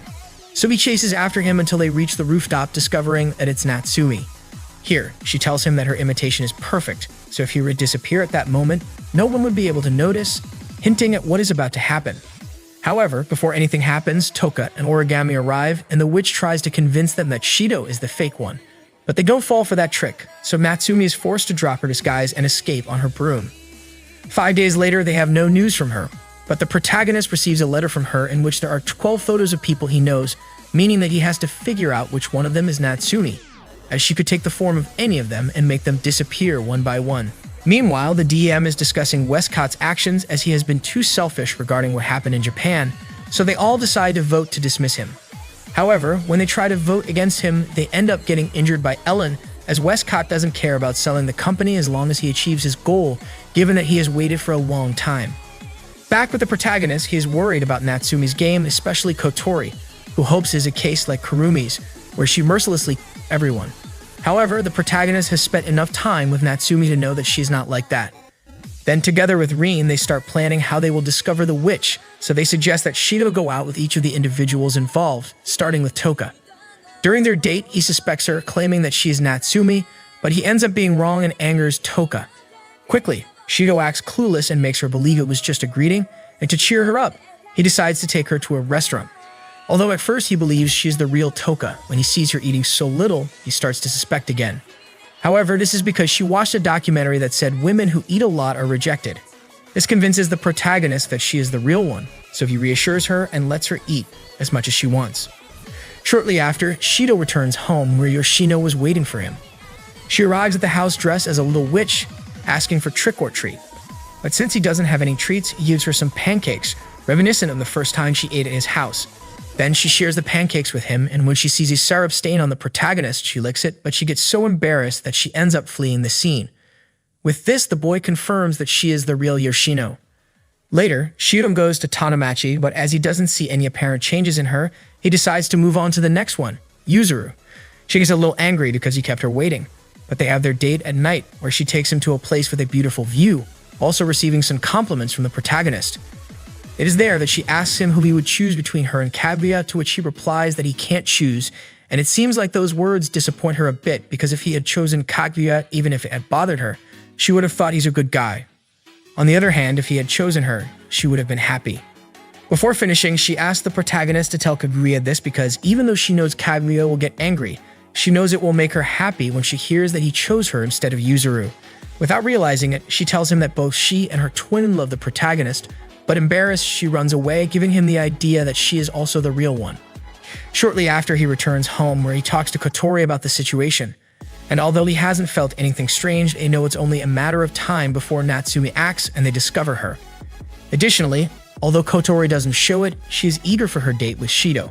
However, before they can relax, the witch begins her game, activating her angel, and shortly after, Kaguya arrives with the protagonist to tell him that her twin has disappeared. After calming her down, they inspect the recordings from their house, where they can see Natsumi's angel taking Yuzuru away. This is how the protagonist is determined to save her and everyone else. But in the following days, he would only discover how powerless he truly is. The next day, the time comes for the date with Kotori, where both of them are still worried about the situation, but she tries to distract him with their date. With the idea of confirming if she is real, the protagonist tries to kiss her, but it was a trick to remove her pigtails and verify that she is indeed his little sister. Although it doesn't go so well in the end. Later, he meets with the 3 girls who always speak ill of him, with the intention of getting to know them better and make amends. Afterwards, he meets with his teacher, who hasn't forgotten the time he proposed to her. In the evening, he meets with Kaguya, and they go bowling, where she easily defeats him. And then the D demands her prize lying down on his lap to use as a pillow. It is at this point that she breaks down because she is worried about her twin sister, begging the protagonist to save her. Later, he is together with Kotori at her house, worried about not knowing anything about Natsumi, and they conclude that she is watching them, and it turns out to be true as she appears. She asks the protagonist to guess who she was to see if he knows who she is. He answers that it was Yoshino, and it seemed to be true as she just disappears. Shortly after, they are informed that Yamabuki, one of their classmates, and Yoshino have disappeared. The next day, his last date arrives, which was with origami, so they go to the cinema, and as always, she acts boldly to appear cold. Upon returning home, Toka greets him worriedly, as she hasn't been able to see him in the past few days. At that moment, a man named Iliad arrives to ask for directions, but in reality, it's just an excuse as he seems to know them. Then Toka says goodbye to him, but when the protagonist returns home, Shidou discovers that she has disappeared because as she didn't arrive at her house, Natsumi decided to disappear someone else. However, she wants to end this as soon as possible, so she gives the protagonist the opportunity to guess who she was. If he manages to guess correctly, she will return all the ones she took. Otherwise, she will take all the remaining ones and he won't see them again. After this, we see Natsumi in her own space, excited to see Shidou's despair after seeing her secret. At the same time, Elliot meets with another captive, and it seems they have known each other for a long time. On the other hand, the protagonist has gathered with his friends to tell them the situation, trying to figure out what or who Natsumi is, as Origami is certain that she is using all the loopholes in the rules to hide, like transforming into a photo, not into themselves. At that moment, Natsumi appears, ready to give the protagonist 3 chances, but Shidou knows that she must be hiding among the people she took in order to protect herself as quickly as possible. However, when he says it's Yuzuru, the witch takes origami, indicating that it was not the correct answer. Then he says it's his friend, but they fail once again. This scares Meikyu, and she asks the protagonist to keep one of her accessories, as otherwise the object would disappear along with her. This gives Shidou an idea, realizing that Natsumi was transforming into Yoshinan, Yoshino's stuffed animal. This was the correct answer, and with that, the witch releases everyone, but in doing so, she also reveals her true form, a little girl, which infuriates her. And to complete her revenge, she turns everyone else into little girls. The next day, Shidou takes care of his girls who have been turned into Lolas. However, since he can't handle them all, he asks for help from Rin, who hasn't been able to find anything about Natsumi. At the same time, Westcott is planning to eliminate each of the spirits around Shidou, so he assigns Ellen to deal with Natsumi first. Later at school, the girls tease Shidou by pretending to be his daughters. However, chaos ensues when things start to change, such as their house and Toka's clothes, due to Natsumi's illusions. Meanwhile, the DM board discusses what to do about Westcott and begins to devise a plan against him. Returning to the protagonist, he has a strange dream after the eventful day. When he wakes up, Natsumi plays another trick by disguising the girls as rabbits and the boy as a tamer. However, Rin manages to track down the witch, who senses someone following her and tries to escape. She encounters Ellen and her companions, but she easily defends herself by transforming their attacks into cute things, including turning Ellen into a child. However, even in that form, Ellen manages to harm her and the transformation wears off, leaving her at Ellen's mercy. Just when it seems all hope is lost, Toka and the others appear to help Natsumi, while Shidou confronts her. Initially, Ellen doesn't seem concerned, but Miku manipulates her companions to stop her, giving them the opportunity to escape. As they do, Ellen contemplates using the girls as pawns. Meanwhile, at the DM, one of the employees suggests a plan to eliminate Westcott by causing all the satellites in the city where he is located to fall. On the other hand, Origami is in trouble with the AST and is forced to flee. Next, we see the protagonist observing Natsumi confined on the Fraxinus. Before he enters to speak with her, Kotori warns him to be careful as she appears to be quite volatile. Inside her room, Natsumi complains to the boy because he knows her true form, which she hates because nobody pays attention to her or loves her when she uses it. When he asks her about it, she becomes even angrier with him, so sealing her powers is off the table for now. However, as she realizes that she prefers to transform rather than be herself, an idea starts to form in the protagonist's mind. Later, while Natsumi is eating, she remembers the boy's words and becomes nervous. Taking advantage of this, the protagonist takes her and brings her to the girls, where they propose that if they make her look cute, they win, and if not, she can leave. Natsumi agrees without hesitation, and the girls start giving her a spa treatment, with Miku massaging her and quickly making her fall asleep. Then the twins take their turn to cut and style her hair. Afterwards, Yoshino and Kotori take her shopping for clothes. Finally, it's Shidou's turn, who, with his experience as a crossdresser, is skilled at applying makeup. In the end, Natsumi ends up looking divine, but she still can't understand why everyone is treating her so well. Confused, she runs away only to discover that she can't escape. Meanwhile, Origami continues to flee, but she receives a call from Ellen, who proposes that she join the DEM. This convinces Origami, as joining them will allow her to uncover the details of the fire from 5 years ago, so she reluctantly accepts. The DEM board reviews how the satellites are prepared and ready to destroy the city. At the same time, the protagonist and Kotori discuss Natsumi's condition, discovering that despite her reaction, she is actually very happy, indicating that her problem is self-esteem. They try to think of a different approach to help her. Meanwhile, Natsumi believes that all of this is just lies, so she uses her angel to transform into Kotori and go to the girls to ask them about herself. She mocks herself, but the response she receives is not what she expected, as everyone disagrees that Natsumi is ugly or bad. The same goes for Shidou, who is only concerned about her, and right after that, he learns that she has escaped from her room. That's why he goes to her house, but instead of Natsumi, he encounters Ellen, who asked about her. When he doesn't respond, Ellen threatens to harm the others if he doesn't tell her where Natsumi is. However, at that moment, they both receive an alert about the falling satellite, so they go their separate ways to deal with it. The protagonist's mission is to search for Natsumi, while Toka and the others go to destroy the satellite, deciding not to evacuate until the last minute. After thanking her sister for this, Shidou begins searching for the girl throughout the city, promising that if he finds her, she can do whatever she wants. However, she can't understand why he is so concerned about her after everything she has done. Meanwhile, Kotori and the others attempt to destroy the satellite but realize it has a shield. To have a better chance, she transforms into a spirit and aims at the satellite to destroy it. Fortunately, she succeeds, but in doing so, she notices another satellite behind it, and when she tries to charge her firepower again, she begins to lose control, worrying and asking Shidou to hide as she doesn't know if she can handle the satellite. On the other hand, the boy doesn't want to hide as he still hasn't found Natsumi.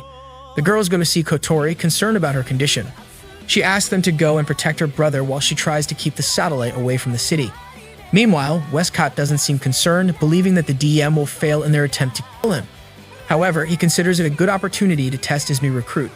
Meanwhile, the girls try to climb the satellite to prevent the explosion from affecting the city. A group of Bandersnatches arrives to interfere, so Toka and the protagonist engage in battle.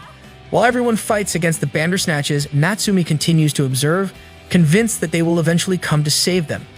But when she sees that no one is coming, she appears herself to help, protecting everyone from the attacks. Furthermore, seeing that they can't do anything to the satellite, she destroys the bomb herself. Shortly after, Shidou goes to check if everyone is alright and expresses his gratitude to Natsumi. This moves her so much that she starts crying, regretting all the bad things she has done. But she also thanks them for taking care of her at that moment. She finally accepts to be their friend, and then she is kissed and sealed by the protagonist. Later, they are informed that another bomb has fallen, but just before it arrives, Origami appears to destroy it. Sometime later, Origami remembers the day she saw her parents in the fire and promised to kill the spirit responsible. Meanwhile, Shidou wakes up with Natsumi keeping him company in her adult form. This angers Kotori, but upon seeing her, she realizes that it's just a problem with Natsumi's mental state, as she is mentally weak. This becomes evident when Natsumi taunts Kotori about the size of her. At school, Shidou ponders the fact that Origami was wearing a DM unit, and his worries escalate when he hears from his teacher that she is transferred to England, implying that she is indeed with them. Meanwhile, Natsumi regrets what she did to Shidou, but at that moment, Yashino arrives, wanting to take her along to show her the city. Since she is always alone during the day, she is happy to have a friend and agrees to go with her. On the other hand, Shidou arrives at Origami's house, worried that she has truly joined the DEM. He enters the place only to find it empty, but at that moment, someone approaches him from behind and knocks him out. This alarms Kotori, who knows that she can't hide this for much longer from the other girls, so she mobilizes her team to find him. Back with Shidou, he wakes up tied to a chair, seeing that Origami is responsible. However, she did it on her own accord, not on the DM's orders, as this is the easiest way to keep him away from danger. She believes that all spirits must be eliminated, including his friends.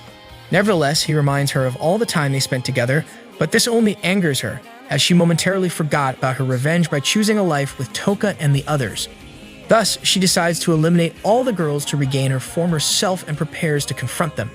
Meanwhile, Westcott is aware of Origami's actions but pays little attention to it, as he is more concerned about Ratatoster, who plans to interfere with his plans. He decides to send Gochia to deal with him. Meanwhile, Toka and the twins discuss what is happening with Shidou, suspecting that something strange is going on between him and Origami. Their suspicions are confirmed when Miku also can't find him.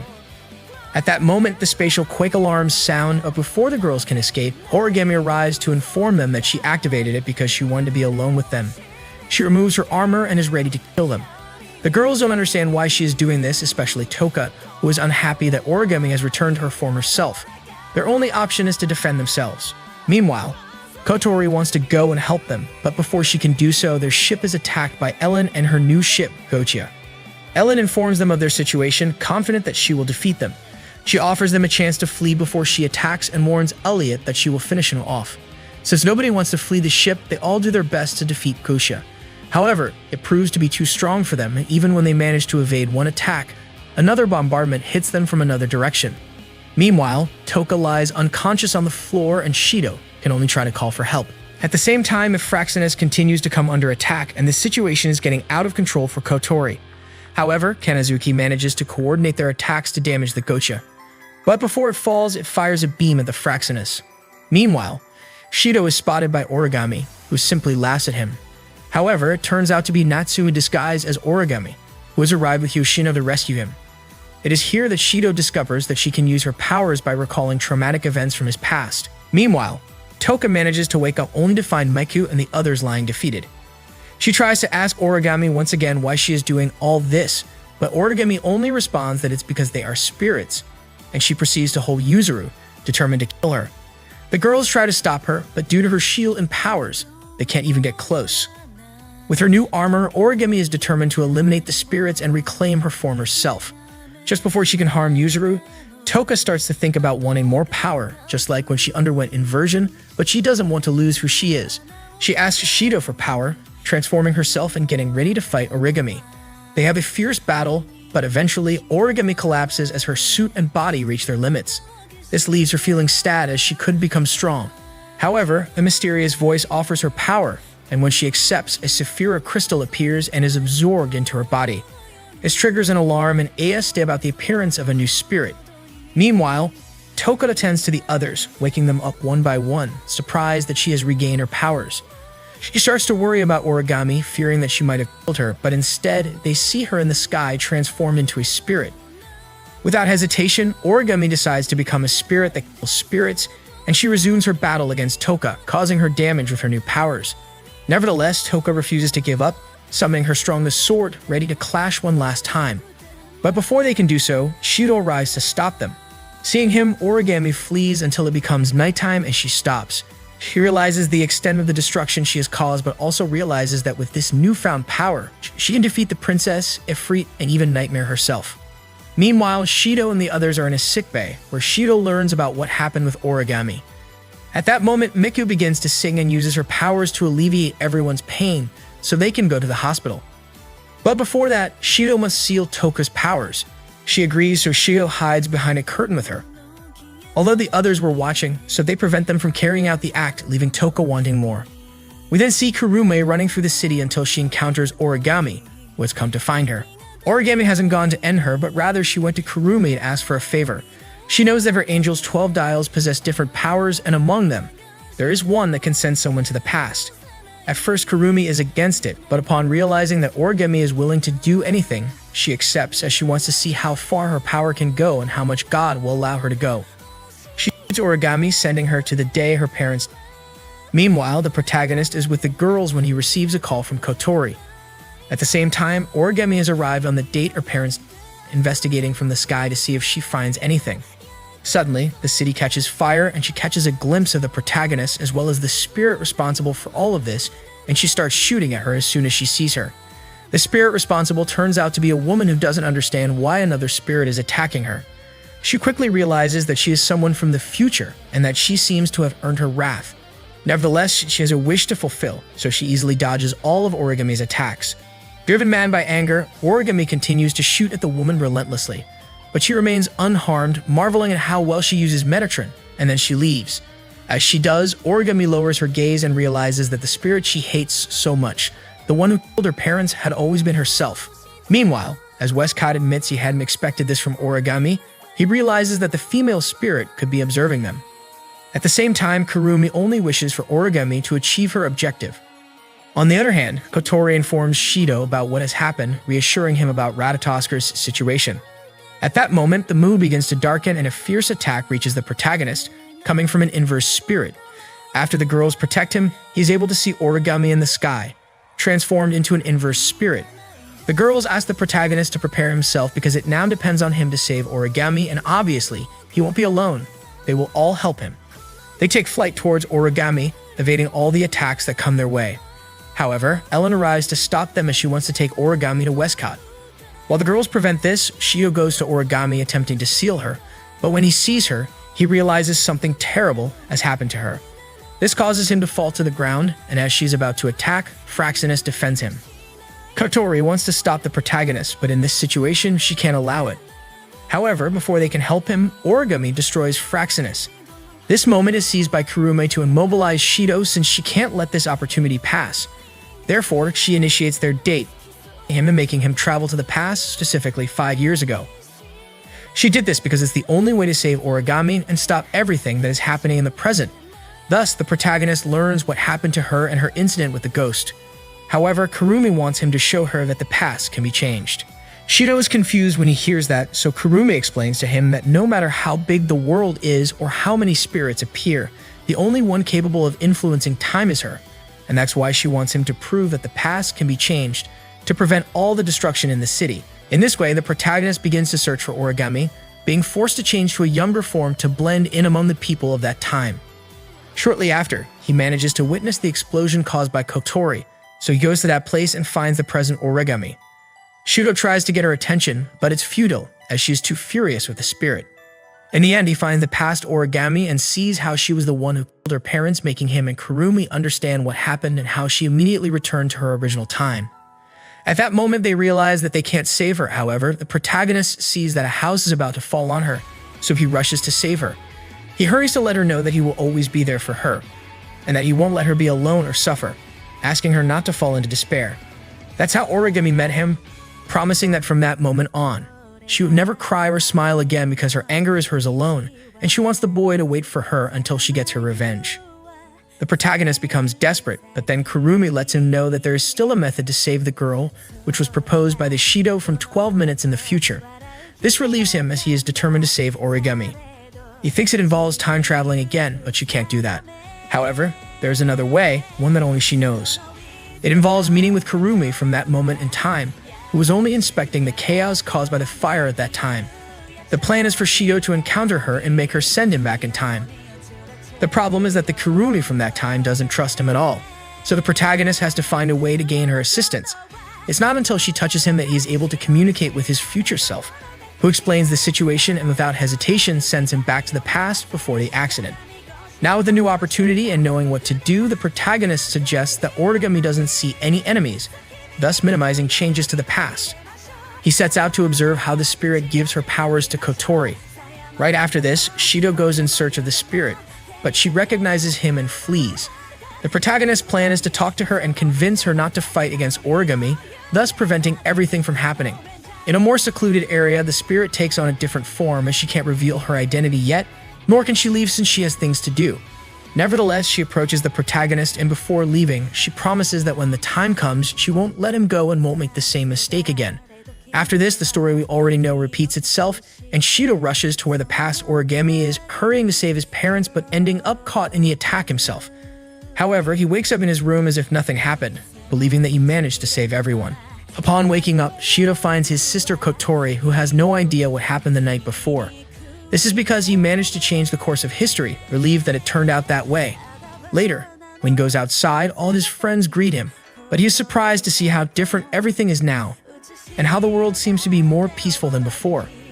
However, none of them remember or know anything about Origami. When he arrives at school, Shidou discovers that Origami is not in class, suggesting that due to the changes, she may no longer live in that city. This saddens Shidou, as he wanted to see her happy even if only once. Later, at his house, the three young girls in the group become worried as Shidou has been down all day. Natsuko suggests it may be because of a girl, which concerns Kotori. Meanwhile, Shidou starts cooking and Kotori and Yoshino appear in swimsuits, ready to help him in the kitchen with some assistance from Natsumi, except for herself, who is too embarrassed to join. This angers the girls, and after a small argument, they apologize to Shidou for the commotion. Then Kotori asks him not to be so distracted because they never know when Kurumi or Devil, the spirit hunter, might appear. This intrigues Shidou, who asks about the latter, and Kotori reveals that Devil only appears when another spirit manifests itself and attacks. Upon hearing this, Shidou realizes that origami is now devil and is also an inverse spirit. This keeps him pensive throughout the night, wanting to know what happened 5 years ago and what caused origami to become an inverse spirit, especially since she saved his parents in the past. At that moment, origami arrives at his school and instantly recognizes him as the boy who saved her parents. Afterwards, Shidou thinks that Kotori remembers origami, but in reality, she only knows that origami left the AST after Devil appeared. Following this, he asks origami to meet him on the rooftop, where he questions her about what happened during those 5 years. She mistakenly takes him for her older brother, who saved their parents that day. She then reveals that she joined the AST because she no longer wanted there to be more victims, and her parents only lived for another year before they died in a car accident. Shidou asks her why she became a spirit, but she plays dumb and avoids the conversation, leaving Shidou somewhat surprised as he is not used to a more expressive origami. In class, she leaves him a note asking to meet on Saturday. Later, Shidou falls asleep on the rooftop and Kurumi comes to visit him as she wants to talk about what happened, being the only one who remembers everything. He takes this opportunity to ask for her help in understanding what happened in that world over the last 5 years and how origami became an inverse spirit. Meanwhile, origami approaches the rooftop, and upon seeing them together, she loses control of herself and transforms into an inverse spirit, attacking Kurumi with all her strength without hesitation. After the battle, origami falls to the ground, reverting her transformation, but she does not remember anything about what she just did. That's how origami explains that sometimes she has a blank mind, so she believes it's due to anemia or something similar. Suddenly, she remembers the note she left for Shidou, so she rushes off in embarrassment. Kurumi appears, also not understanding what just happened, so the protagonist has no choice but to tell Kotori and Rin about it. Quickly, Rin theorizes why he retains his memories from the previous world and why origami is an inverse spirit. According to Rin, the only way to remember is to be hit by one of Zakiel's bullets and have spirit powers inside. This way, origami's mind remembers what happened in the original world, but since the world they're in is different, it creates a defense mechanism where she transforms into an inverse spirit whenever she sees another one, thus recalling her past. This leaves Shidou with only one option, inviting origami on a date, which she quickly agrees to, although it doesn't make Kotori very happy. Later, the team gives him options and he chooses the one he believes origami will like, taking her to a hotel. At first, she doesn't seem very excited as her mental state becomes chaotic, but then her happiness increases incredibly. Later, the boy takes her to an aphrodisiac store because, based on his experience, origami loves them. Without realizing it, she collects everything she can, and then in a clothing store, she enters to find something that the protagonist might like, but when he sees her, she's wearing the same puppy dress he asked her to wear some time ago. Shortly after, at a restaurant, we see her losing control again, trying to lick the protagonist's spoon or taking pictures when he tries to dry his shirt. In the end, during the sunset, they notice that origami's happiness is through the roof, but she still worries that Shidou won't accept her as she is. Meanwhile, she mentions her resignation from AST due to her anemia. This makes her remember the incident of the protagonist's brother, but when he comforts her, her happiness reaches its peak. Shidou then tries to kiss her and seal her powers, but in doing so, origami stumbles, causing him to get hurt while saving her. This activates her regenerative powers, causing her to lose control once again, transforming into her inverse form, with which she destroys the Fraxinus. But before she can harm Shidou, the other girls arrive to save him and help him save origami too. At the same time, we see origami from this timeline meeting the one from the previous world, where both experience each other's memories. Meanwhile, the girls manage to break through origami's attacks, giving Shidou the opportunity to approach her. Back with her, the original origami makes the new one realize that she will never forget what happened, and more importantly, she cannot change it, gradually causing the new origami to fall into despair as well. At that moment, Shidou calls her, making her see that he has always been there for her. No matter which world it is, he will always support and care for her. In this way, both origamis unite and finally regain their senses, reuniting with the protagonist who doesn't hesitate to console her. Finally, she admits that she never loved him, that she only clung to him to avoid falling apart. However, he comforts her and tells her that even if it wasn't like that, he does love her. After this, she leaves behind her negative feelings and is finally sealed with a kiss. The next day, origami appears as her original self, acting normally, ready to begin her true love for him, smiling for the first time. After some time, we see Shidou undergoing physical exams and impressing everyone with his strength. However, shortly after, he faints due to a high fever. At Ratatosker, Min explains to everyone that this is because Shidou's body cannot control his spirit powers, and the only way to help him is for all of them to kiss him to extract that energy. The problem is that they only have 12 hours before his body can't handle it anymore. At that moment, Shidou disappears and encounters Ellen in the city, who he tries to instantly charm, evading all her attack attempts and humiliating her with style and elegance. At the same time, he starts using his powers to make all the women fall for him until his harem finally arrives to stop him and reveal their plan. Of course, he agrees to it, but with one condition. They have to go on a date with him, as he will only allow them to kiss him then.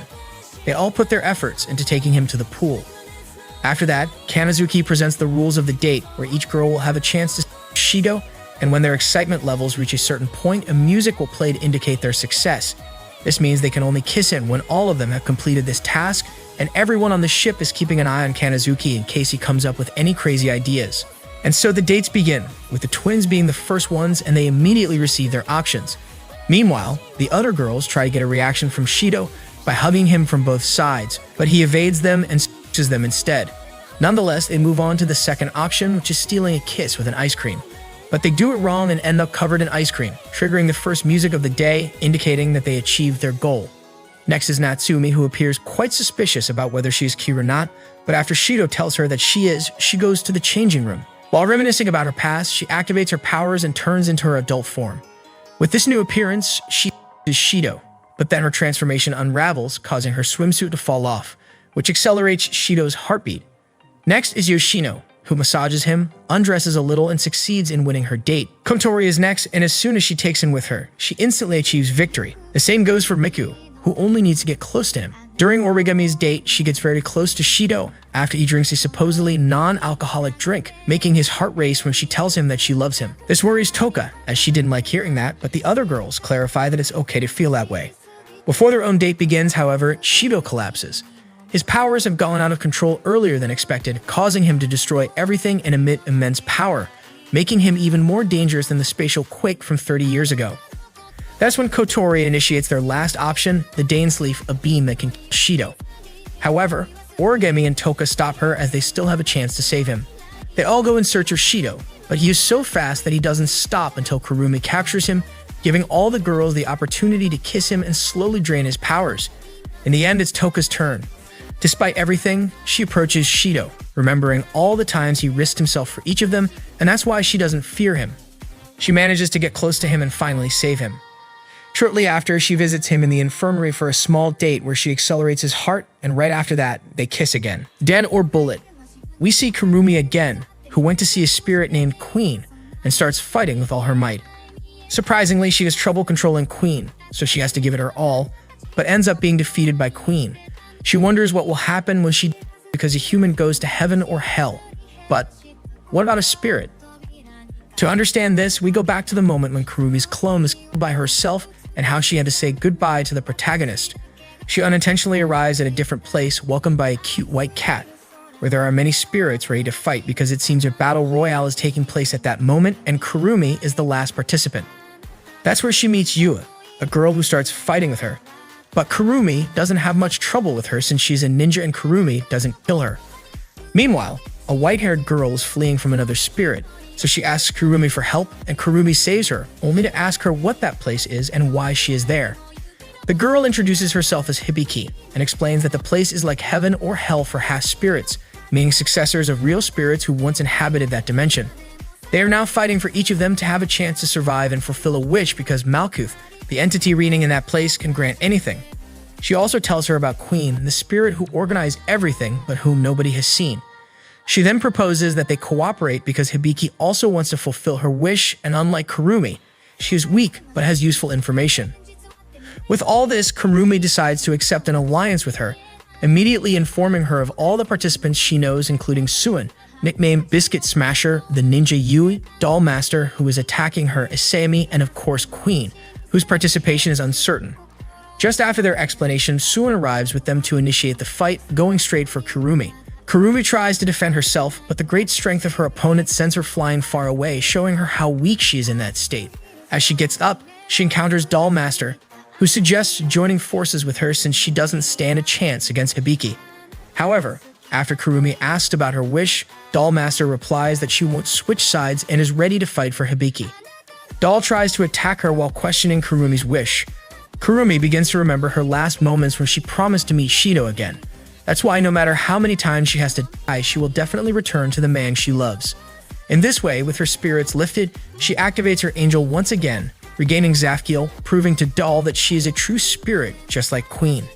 Using her time manipulation powers, she easily defeats Doll, but before she can do anything else, the other girls arrive to stop her. Meanwhile, Doll Master takes the opportunity to flee and encounters Queen on her way asking for help. However, Queen simply refuses and kills her, then takes her Saphira and seems to recognize Kurumi, looking satisfied. Shortly after, we see Kurumi at school, but this time as a human. We see her talking to her friend Sawa, who seems to be aware that someone has confessed their feelings to her. However, Kurumi expresses that she doesn't care much about romantic relationships because she has her friend in her life. Back in the present, we see Kurumi and the other girls about to begin the battle, with Kurumi having the advantage of being able to use her angel. However, in the midst of the fight, she encounters Hibiki, who unfortunately is still alive, and Kurumi is forced to protect her from Yu, whom she manages to injure. She also helps Suin, but unlike the others, she wants her final fight to be with Kurumi, so she leads her for now. Later, Hibiki takes Kurumi to a classroom where she begins to remember bits of her past. This intrigues Kurumi, and she asks Hibiki about her story. Hibiki tells her that she was betrayed and that a dearly loved person was killed because of her. That's why she is determined to win to revive that special person. But of course, she first has to overcome the challenge of defeating Kurumi. On the other hand, SME is fighting the hallways with Suin, but since SME is still burdened by the death of her friend, she is too weak compared to Suin and is easily defeated. Yu also arrives and informs Suin that Queen is joining the game, so she wants them to team up to defeat her. Meanwhile, Kurumi and Hibiki are walking outside and encounter the white cat from before. However, Hibiki believes Kurumi made it up because there are no cats in that world. Kurumi decides to follow the cat to prove it, and when she reaches it, the cat gives her a note, which she reads and activates her powers. So when the girl arrives, Kurumi doesn't hesitate to shoot her because she has discovered that she is Queen pretending to be Hibiki. She knows this because the cat gave her a note asking for help. Once exposed, Queen discards her disguise and proceeds to recover from the wound. Then their battle begins, and Queen lets Kurumi know that she is a part of Kurumi that she chose to abandon, but Kurumi doesn't understand what she means. The other girls arrive to join the fight as they won't allow Queen to destroy the adjacent world, giving Kurumi a chance to escape with the cat, which gets injured by Queen. Once alone, Kurumi tends to the real Hibiki, only to be called to the chapel, where Queen is supposedly waiting for her, but in reality, Queen is still fighting the other girls. Sumin ends up being defeated and Yu tries to burn Queen, but it doesn't work, and just before being Yu reveals that she wants to destroy Kurumi and the world because she hates them, although she also loves them. It is revealed that she is actually Sawa. We then return to Kurumi, who had always believed that she didn't need any relationships with anyone, but she was wrong because Shidou made her feel different from anything she had experienced before. That's why she is determined to fight Queen, evading all her attacks but being overwhelmed by her strength. It is here that Kurumi reveals herself as Sawa, remembering how her friend killed her and sent her to that place, where she later met the abandoned part of Kurumi and with her help became Queen. Now her only wish is to be with Kurumi again because she feels very lonely in that world, and she just wants everything to be like before. But Kurumi knows it's not possible, and she blames herself for how Sawa ended up. That's why she is determined to defeat her, starting the battle again. Although Queen is powerful, she is still missing something important, and Kurumi manages to set a trap and kill her. During the fight, Queen had been worrying too much about Kurumi, and that's how Kurumi managed to win. Just before both friends start asking for forgiveness for hurting each other so much, ending with Kurumi crying for losing Sawa once again. Upon leaving, Kurumi encounters Hibiki, who has returned to her normal form after a long time. Kurumi then prepares to return to the real world and meet Shidou again, but this time she won't go alone. Hibiki will accompany her. Season 4, we return to the real world where a spirit is being examined by a group of scientists, but at that moment Kurumi appears to rescue her, happy to have finally found the second spirit, Sister. Next, we see the protagonist, who has already recovered from his energy overload, being taken care of by Rin and the girls. Once they confirm that he is okay, he decides to visit Kotori, but he finds her doing something affectionate with Mana, so he decides to go shopping in the city. On his way, he comes across a woman collapsed on the ground due to hunger, so he carries her to help. She takes advantage of the situation and presses her against him in gratitude, but Shidou remains unfazed. In the end, they arrive at a giant building where the woman thanks the protagonist once again for helping her. It is there that he also discovers that she is the author of Silver Bullet, a manga that he really likes but went on hiatus due to some problems she had. The girl introduces herself as Mia and immediately asks him to prepare food for her. When he does, she's overjoyed as it has been a long time since she had a hot meal. Later, before Shidou leaves, Nia asks for his help with her manga as she is now running short on deadlines. She dresses up as a maid to motivate the protagonist. She tries to pay him, but her breasts are so small that she can't do it properly.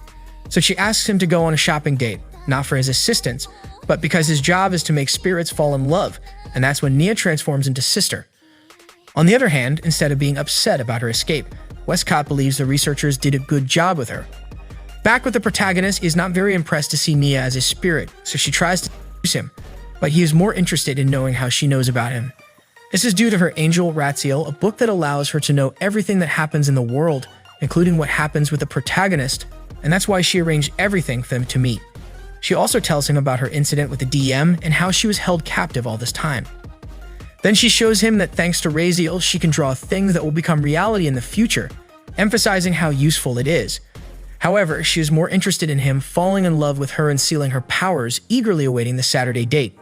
The moment arrives and the protagonist has his whole team ready for the date. Although to Kotori's surprise, almost no one chose the safe option because Nea's clothes don't seem like a good choice to flatter her, so they opt for a bolder approach. However, this doesn't work as she's using Ratziel and knows that Kotori and the others are giving advice to Shidou. Then their date begins and they go straight to manga and anime stores where Nia has a great time with the protagonist.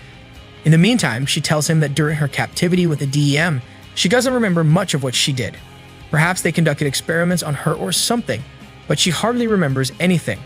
As the date progresses, Shidou stumbles upon an opportunity to seal her. The problem is that while Nia desired this, the truth is that she has never loved anyone who isn't a 2D character. Later, the protagonist takes Nia to a restaurant, giving them some time to discuss with Kotori what to do, and they come to the conclusion that in order to open her heart, the protagonist must dress up as a character. Immediately, they cosplay as Tokia, Nia's favorite character, and when she sees him acting like the character, she goes crazy. However, when tries to seal her powers, she immediately loses interest because the real Tokia would never try to seduce her. This upsets Nia a lot, and she ends up leaving the date. At Ratatoskra, the protagonist talks to the others to plan their next strategy, getting an idea after hearing that she likes 3D characters if they imitate the 2D ones well. That's why they send Nia an autumn dating game where Shidou is the protagonist, and he responds naturally to what she says as if he is truly with her, surprising her with how advanced the games have become. This is because the protagonist's team has been manipulating the game in real time, and when Nia goes to investigate the game company, he accidentally reveals that they have been deceiving her, which angers her greatly. Because of this, she summons all the other girls to ask for their help. They suggest that the protagonist adapts to Nia's tastes, but that is not possible as they can't turn him into a manga, or at least not literally. Origami suggests they write a manga about Shidou and everything he has done for them to make Nia fall in love. However, she contacts them and says she won't read it. That's why they propose a challenge, and if they defeat her at Kamiko, then she will have to read their manga, of course. Kotori has a plan. Meanwhile, while Nia worries about not being able to fall in love with Shidou, Kurumi arrives to introduce herself to her and ask for information about the first spirit and also how to kill her.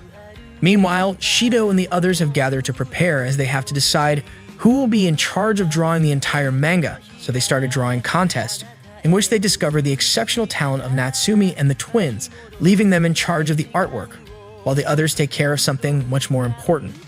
On the other hand, Kurumi meets with her other selves, informing them that no matter how much power she has, she will never be able to defeat the first spirit. Nevertheless, she's not afraid, as she knows that everything and everyone loses against time. On the other hand, Shidou and Kotori meet with Hiroki, a friend of Nia's. She tells them that Nia has always been kind and simple, but suddenly she started becoming more distant with her and everyone else, so now she wants to find her and apologize if she did something wrong.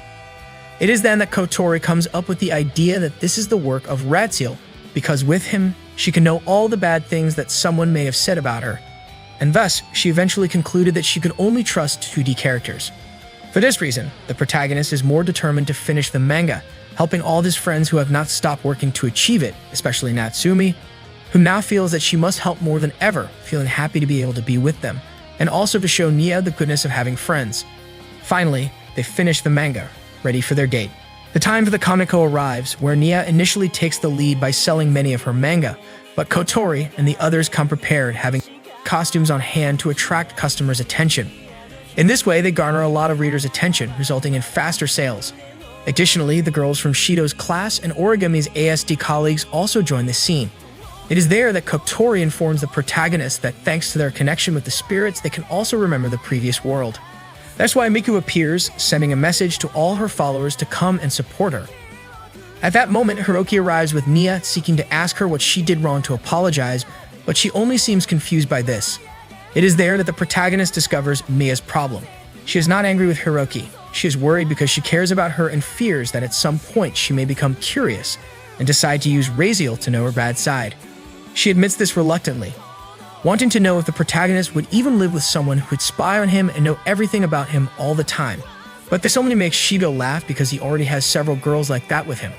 That's why he promises her that he will still love her.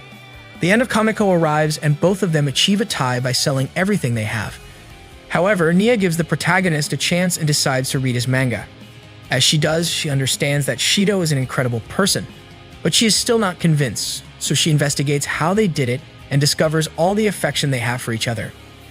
Because of this, she offers him a second chance to make her fall in love, but in doing so, she begins to suffer and suddenly turns into an inverted spirit.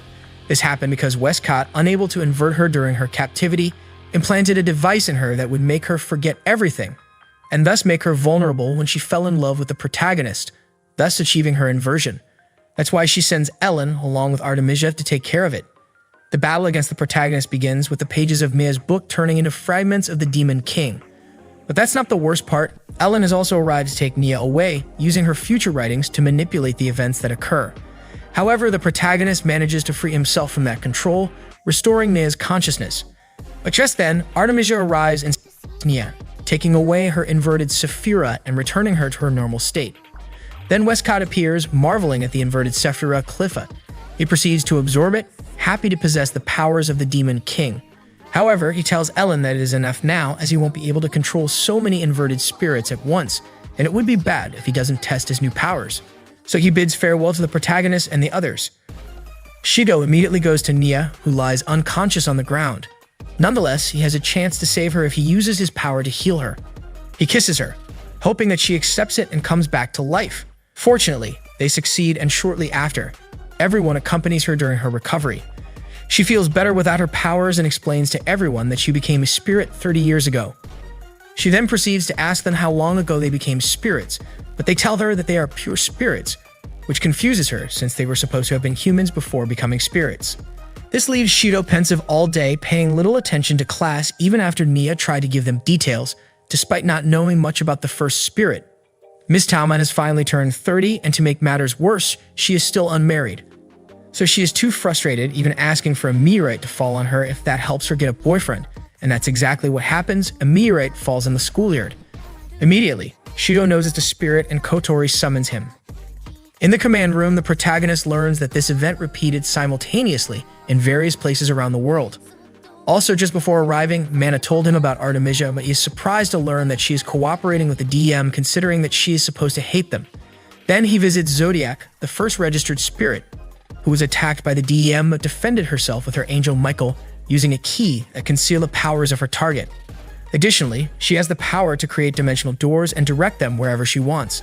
That's why all the fragments of the destroyed ships were sent to Earth as a way to get back at the DM for bothering her.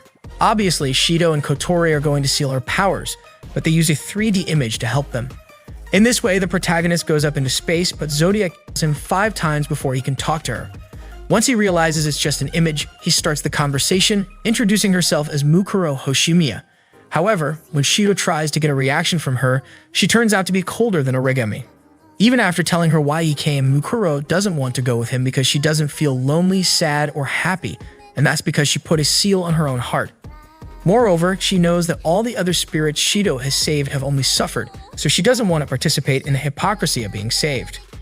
That's why she cancels the connection of the 3D image, ending their conversation. This discourages the protagonist, but Kotori makes him see that they must seal her powers, as if the DEM doesn't defeat her, she will cause a lot of destruction. As if that wasn't enough, Toka and the others have been secretly listening to what happened, wanting to help. That's when Rien takes the opportunity to show them her latest invention, a new version of the Fraxinus, which can now reach space in one jump and can also speak thanks to the new ad called Maria. At that moment, Elliot, the president of Ratatosker, asks to see the protagonist and the others. That's where they learn that he is the same man that he and Toka encountered some time ago. He turns out to be the founder of Ratatoskr, the one who makes decisions and has ultimate authority. Nia asks him why one of the founders of the DEM created Ratatoskr to save the spirits. Elliot founded the DEM along with Westcott and Ellen, but after meeting the first spirit, he fell in love. Since then, he changed so he and Karen, Elena's younger sister, left the DEM. Meanwhile, Shidou is happy that someone like Elliot is the one leading all this, and Elliot sees a certain resemblance to a young man he knows. At that moment, the alarms on the ship go off, indicating that the DEM has started their attack on them since they were located through Westcott's book. As they exit, the group finds him, and although he would like to take care of them, his priority is Elliot, so he teleports them to another location. Shortly after, Shidou wakes up to find himself dressed as a pig in a straw house.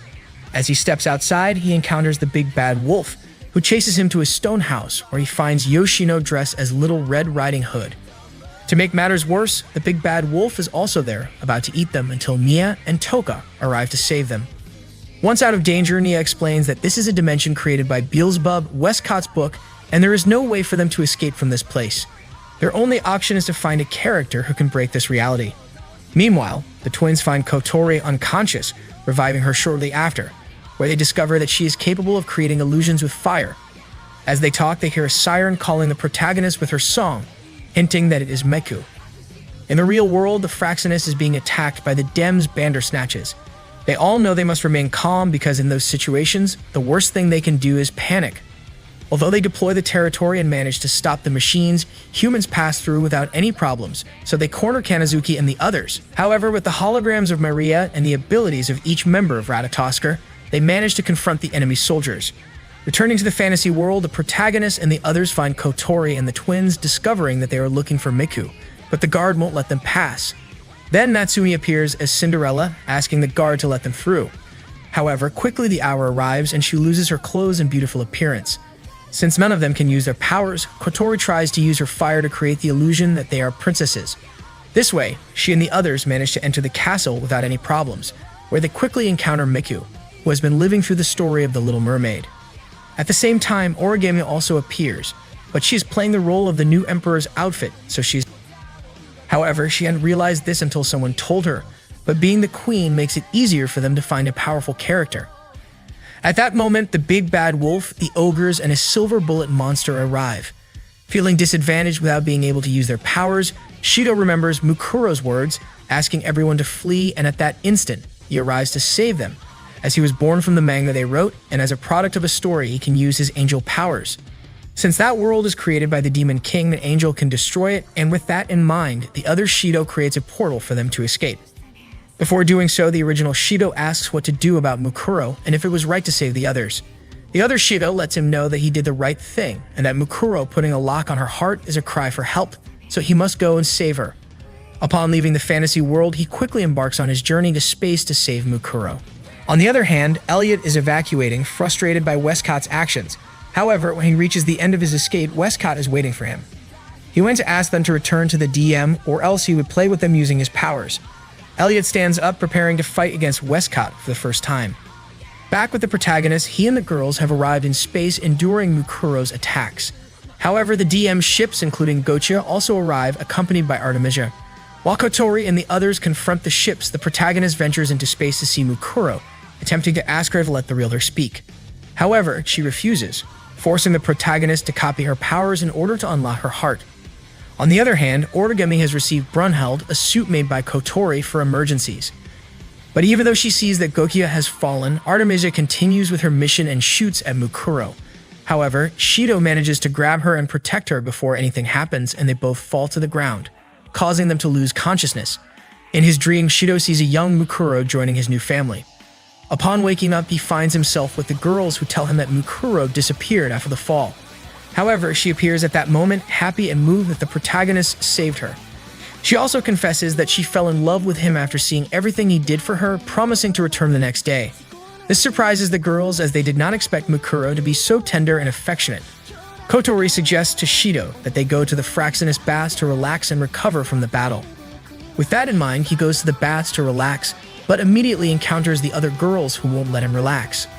We then see Westcott, who is severely injured from his battle with Elliot, explaining to Ellen that he did not take her with him because if he had seen Elliot, he would have killed him without a word.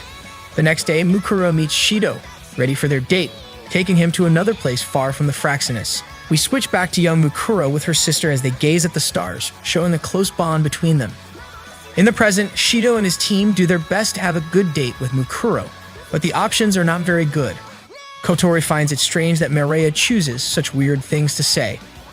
At that moment, Shidou suggests cutting his hair, but she refuses to do so, although she doesn't remember why. Instead, he takes her to his house to tie her hair and lends her clothes from Kotori. Afterwards, he takes her on a date around the city, having as much fun as possible until the sunset finally arrives. Mukuro acknowledges that she had a great time, especially when the protagonist makes it clear that he likes her too. However, there's still something they have to do. Mukuro wants him to never see any of the girls who were with him again, but obviously he cannot fulfill that request as he wants to save them all. She withdraws, promising to take care of it. The next day, while Shidou is making breakfast, Kotori wakes up and mistakes him for a stranger, kicking him out of the house. The protagonist doesn't understand why, but he doesn't pay much attention to it and goes to school. However, the problems are far from over, as his friends there don't recognize him either, not even Origami or Toka. He goes in search of all the others to see if anyone remembers him, but no one does. None of his friends know anything about him. That's when he realizes that it's the work of Mukuro. He invokes his powers, trying to undo whatever she did, but she appears to prevent him. She reveals that it's true she sealed everyone's memories with her Michael, so that now he would only have to see her. Meanwhile, the girls gather, not understanding who was the boy that visited them. However, at that moment, Origami starts feeling unwell, and the kind Origami from that world appears. She tells them about Shidou and how he saved them all. However, when she does so, Toka starts reacting, turning into her inverted version. At the same time, the protagonist is on a date with Mukuro, asking her why she thinks they are similar. She tells him about her dream of when she met her family after being alone for so long, although she doesn't realize it was herself. Origami arrives at that moment, showing that she remembers the protagonist, so Mukuro tries to seal her memories again. But before that happens, the inverted Toka arrives, seeking to eliminate Shidou, or rather humiliate him as he caused her trouble in the past by easily defeating her in the DEM. Before they start fighting, Origami suggests that instead of engaging in a battle, they go on a date. The winner will be the one who manages to kiss the protagonist first. They go to a maid cafe where both of them give their best to make the protagonist fall in love with them, trying to get a kiss at all costs. We see another fragment of Mukuro's life where she is once again a young girl and her sister ties her hair. But shortly after, when they go to the Tengu Tower, they encounter some of their friends, which makes Mukuro feel quite insecure. Back in the present, Kotori tries to track down the protagonist and the others, not understanding anything that is happening, let alone all the events related to time shifting. Returning to Shidou, he and the girls are kicked out of the cafe, so they go to their next destination, the Tengu Tower. Mukuro feels unwell as soon as they arrive and leaves the protagonist and Toka alone. Here, he asks Toka about Mukuro, and she reveals that the first spirit created the others in what is known as the inverted state, but took a different form upon encountering humans to adapt to them. Eventually, Toka becomes upset with the protagonist and tries to force a kiss on him, but Mukuro stops her, starting a fight where Toka cuts off part of Mukuro's hair, causing her to lose control and unleash a great power. This terrifies Kotori, who begins to realize that she doesn't know how they have managed to seal the spirits until now. The fight between Toka and Mukuro intensifies, but due to this, Origami and the protagonist ask Kotori for help to contain them and give Shidou a chance to seal both of them. Kotori agrees and they begin their plan, flying to where the girls are. While Origami deals with Toka, Shidou approaches Mukuro, trying to calm her down and understand why she becomes so aggressive. She responds that she doesn't want to be alone. Just at that moment, the other girls arrive, and when Mukuro sees them, she believes they have come to steal the protagonist from her, becoming even more furious than before. She buries Michael in the ground to stop his rotation, intending for her and the protagonist to live alone in the sky without anyone bothering them. Faced with this difficult situation, Shidou goes to the girls to ask for their help, as they are his only hope. Although they don't know who he is, they feel that he is not a bad person, and they sense that this has happened before, so they decide to help him, putting their plan into action to save Mukuro. Meanwhile, Origami continues to fight against Toka, and Mukuro takes advantage of this to try to use her Michael to eliminate her, but Shidou stops her and ends up losing his arm. Mukuro begins to remember the moment she obtained her powers and how she made everyone forget about her sister, as well as how she ended up sealing her own heart. Seeing the protagonist injured, her emotional state becomes chaotic, so he hurriedly embraces her, finally understanding why they are similar. It is because they were both alone when they lost their families, and they thought that the ones who adopted them would abandon them later, but this did not happen. With these words, He makes her realize that she is not alone, and more importantly, that he will not abandon her because from now on, they are family. He kisses her, causing her to faint and nullify all her powers. Toka, upon seeing this, becomes a little upset, but as it is no longer amusing, she kisses the protagonist directly. Before leaving, the inverted Toka asks him to take care of Toka and then faints, returning to her normal state. Mukuro then kisses Shidou again and takes him to see the stars, remembering the time when she was with her other family, understanding that there are things she doesn't have to worry about. She decides to cut her hair. Sometime later, everyone returns to class, but to their surprise, they find Kurumi in the classroom. She didn't come to fight, but she has a matter to attend to with the protagonist, and she even offers him to seal her powers. However, she has one condition, which she will only reveal at the end of class. Meanwhile, in the DEM, Westcott prepares Ellen and Artemisia, informing them that now with Zodiac's downfall, Ratatoskr has many spirits, but this can be an advantage as they can use Beelzebub to make Shidou invert all the girls. Along with this, he summons the Nebelkol to assist in the mission. Back with Shidou, he asks the others not to interfere because he wants to seal Kurumi. He must go alone so they can save her like the others. When the time comes, they meet on the rooftop, and just as Kurumi is about to tell him the condition, something happens to Shidou. At the same time, Ellen was approaching them, but Mana stops her, so they are forced to change their strategy, summoning the Nebelkol while Ellen goes with the protagonist. It is at that moment that Kurumi and her clones arrive to help her. Meanwhile, the protagonist wakes up from his daze having not heard Kurumi, but she makes him realize that their objectives are different. She wants the power of all the spirits, while he wants to seal her powers. But since she doesn't want them to end up with nothing, she suggests that they have a date, and the first one to fall in love will lose everything. At first, Shidou doesn't want to do it, but since he has no other choice, he agrees to go on a date with Kurumi. Once he arrives home, Kotori scolds him for accepting something so dangerous without consulting her, because given Kurumi's volatility, he could end up. However, she also knows that he could refuse such an offer, and besides, she wasn't present as his support during the conversation, so she lets him vent his frustration on her. Then the others arrive, having a small misunderstanding with both of them. But once they calm down, they begin to discuss the matter of the date with Kurumi, asking everyone to be careful as Kurumi may attack them. However, Mukuro is confused as she doesn't understand why Kurumi wants Shidou's powers. That's when Nia appears to tell them about the time Kurumi visited her because she wanted to kill the first spirit, since Kurumi's goal is to travel back 30 years in time and erase that event from history, generating even more questions. Mana arrives as well to tell them something, showing them her battle against Ellen and the Nebelkol and how Kurumi helped her with her clones. This was because she didn't want anyone to interfere with her date with Shidou, but she also informed Mana about the attack, which is why she was sent. While she tells them all this, Shidou becomes more worried about his conversation with Kurumi, confused by not understanding what happened during the moment he faded away. The next day, Shidou welcomes Kurumi at his door, and she wants to start their date right away, going to school together. Reed advises him to play along, and for that, the protagonist takes her to a place where all the neighborhood cats gather, making her very happy even though she doesn't show it. However, the cats are not very friendly to her, so to amuse herself, she decides to treat the protagonist as a kitten, ending the first round in a tie. We see Kurumi meeting her other selves, including two that have already, but she wishes the best of luck to the others, hoping to meet them again in hell. Then we see Shidou and Kurumi meeting on the rooftop for lunch, where they have prepared food for each other. On Shidou's side, he made something with a kitten theme, which weakens Kurumi, while she made a homemade bento equally exciting him. They both start feeding each other, these fierce attacks to make the other fall in love, making them sway mutually. In the end, Kurumi invites Shidou to a date on Wednesday, but he counters with a compliment, agreeing to see her that day. She obviously plans to stay for a while, although this is relative because on that day, she hopes to achieve her objective. Once she leaves, everyone congratulates the protagonist for resisting, as Kurumi's excitement levels kept rising, but so did his. Then the girls start wondering why Kurumi chose Wednesday for their date, and they realize that it's Valentine's Day, giving her the advantage of being able to give chocolates to the protagonist. Because of this, the girls start planning a strategy to help Shidou. That's when we see Shidou once again, peacefully sleeping until Maiku, Mia, and Origami arrive to teach him how to treat a lady, but he immediately kicks them out of his room.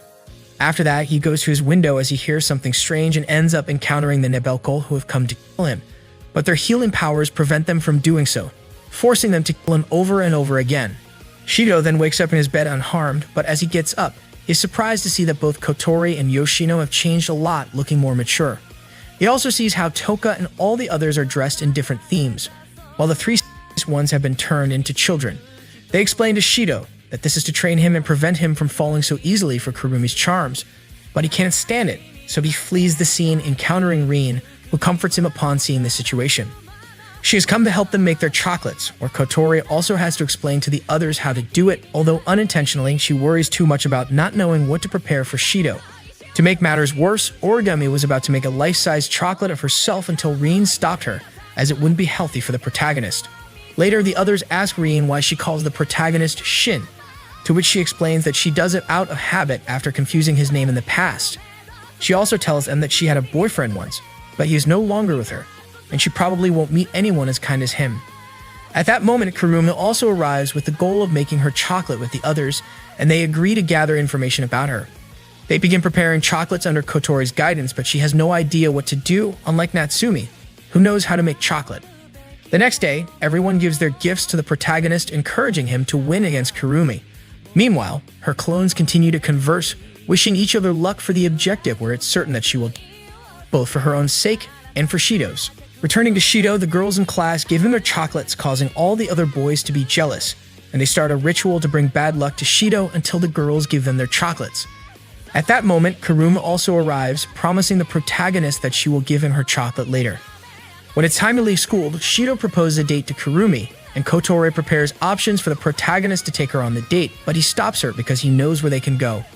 It's not because he doesn't trust her abilities, but because he is confident that he can take her to a good place himself. In this way, Kotori leaves everything in her brother's hands, and the date with Kurumi begins. He takes her to the store, the same place where Shidou went with her clone, wanting to have the same experience as last time because Shidou as the man who managed to conquer Kurumi, even if it was a clone, so they start their date again with that idea in mind. The day passes quickly, and Kurumi has a lot of fun.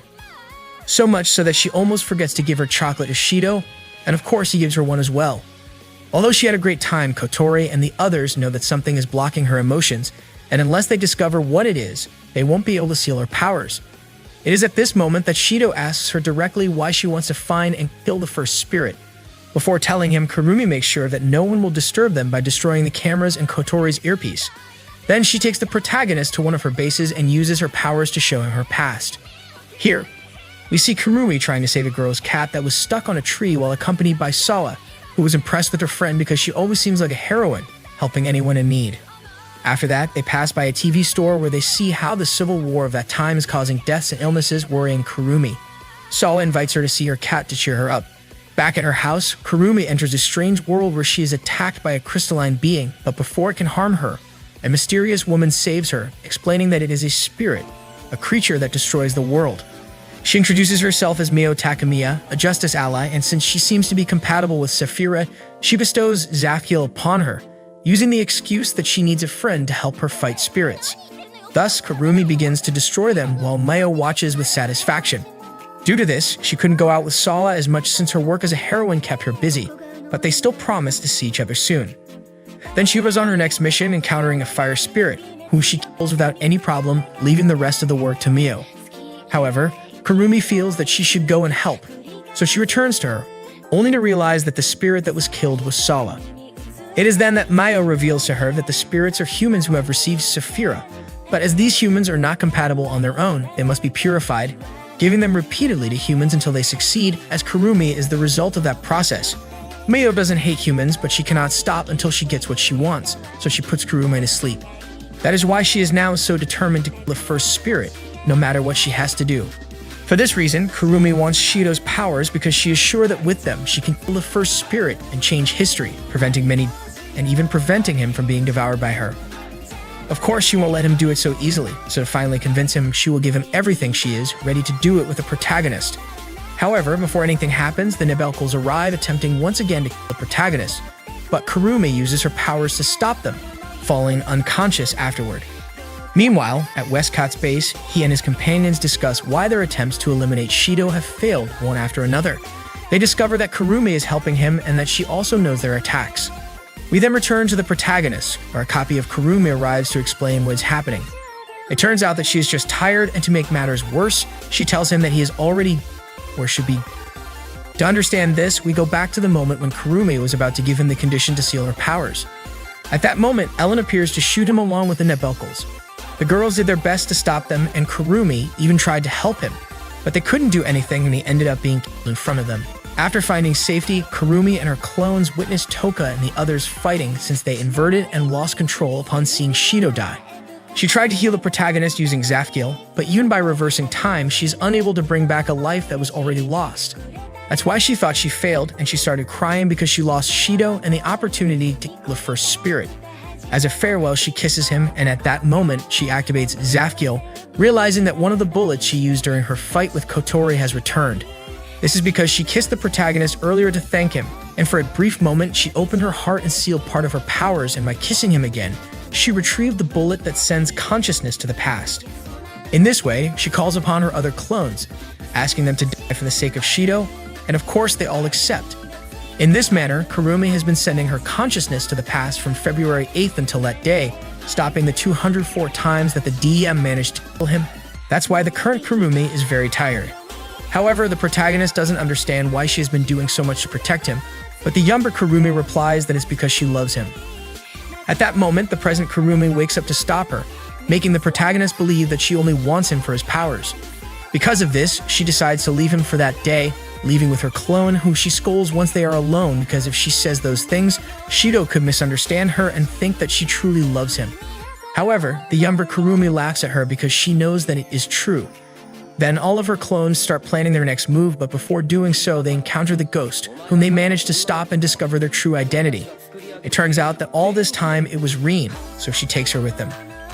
On the other hand, Shidou goes to see his friends, also encountering Rin, who knows nothing about Kurumi.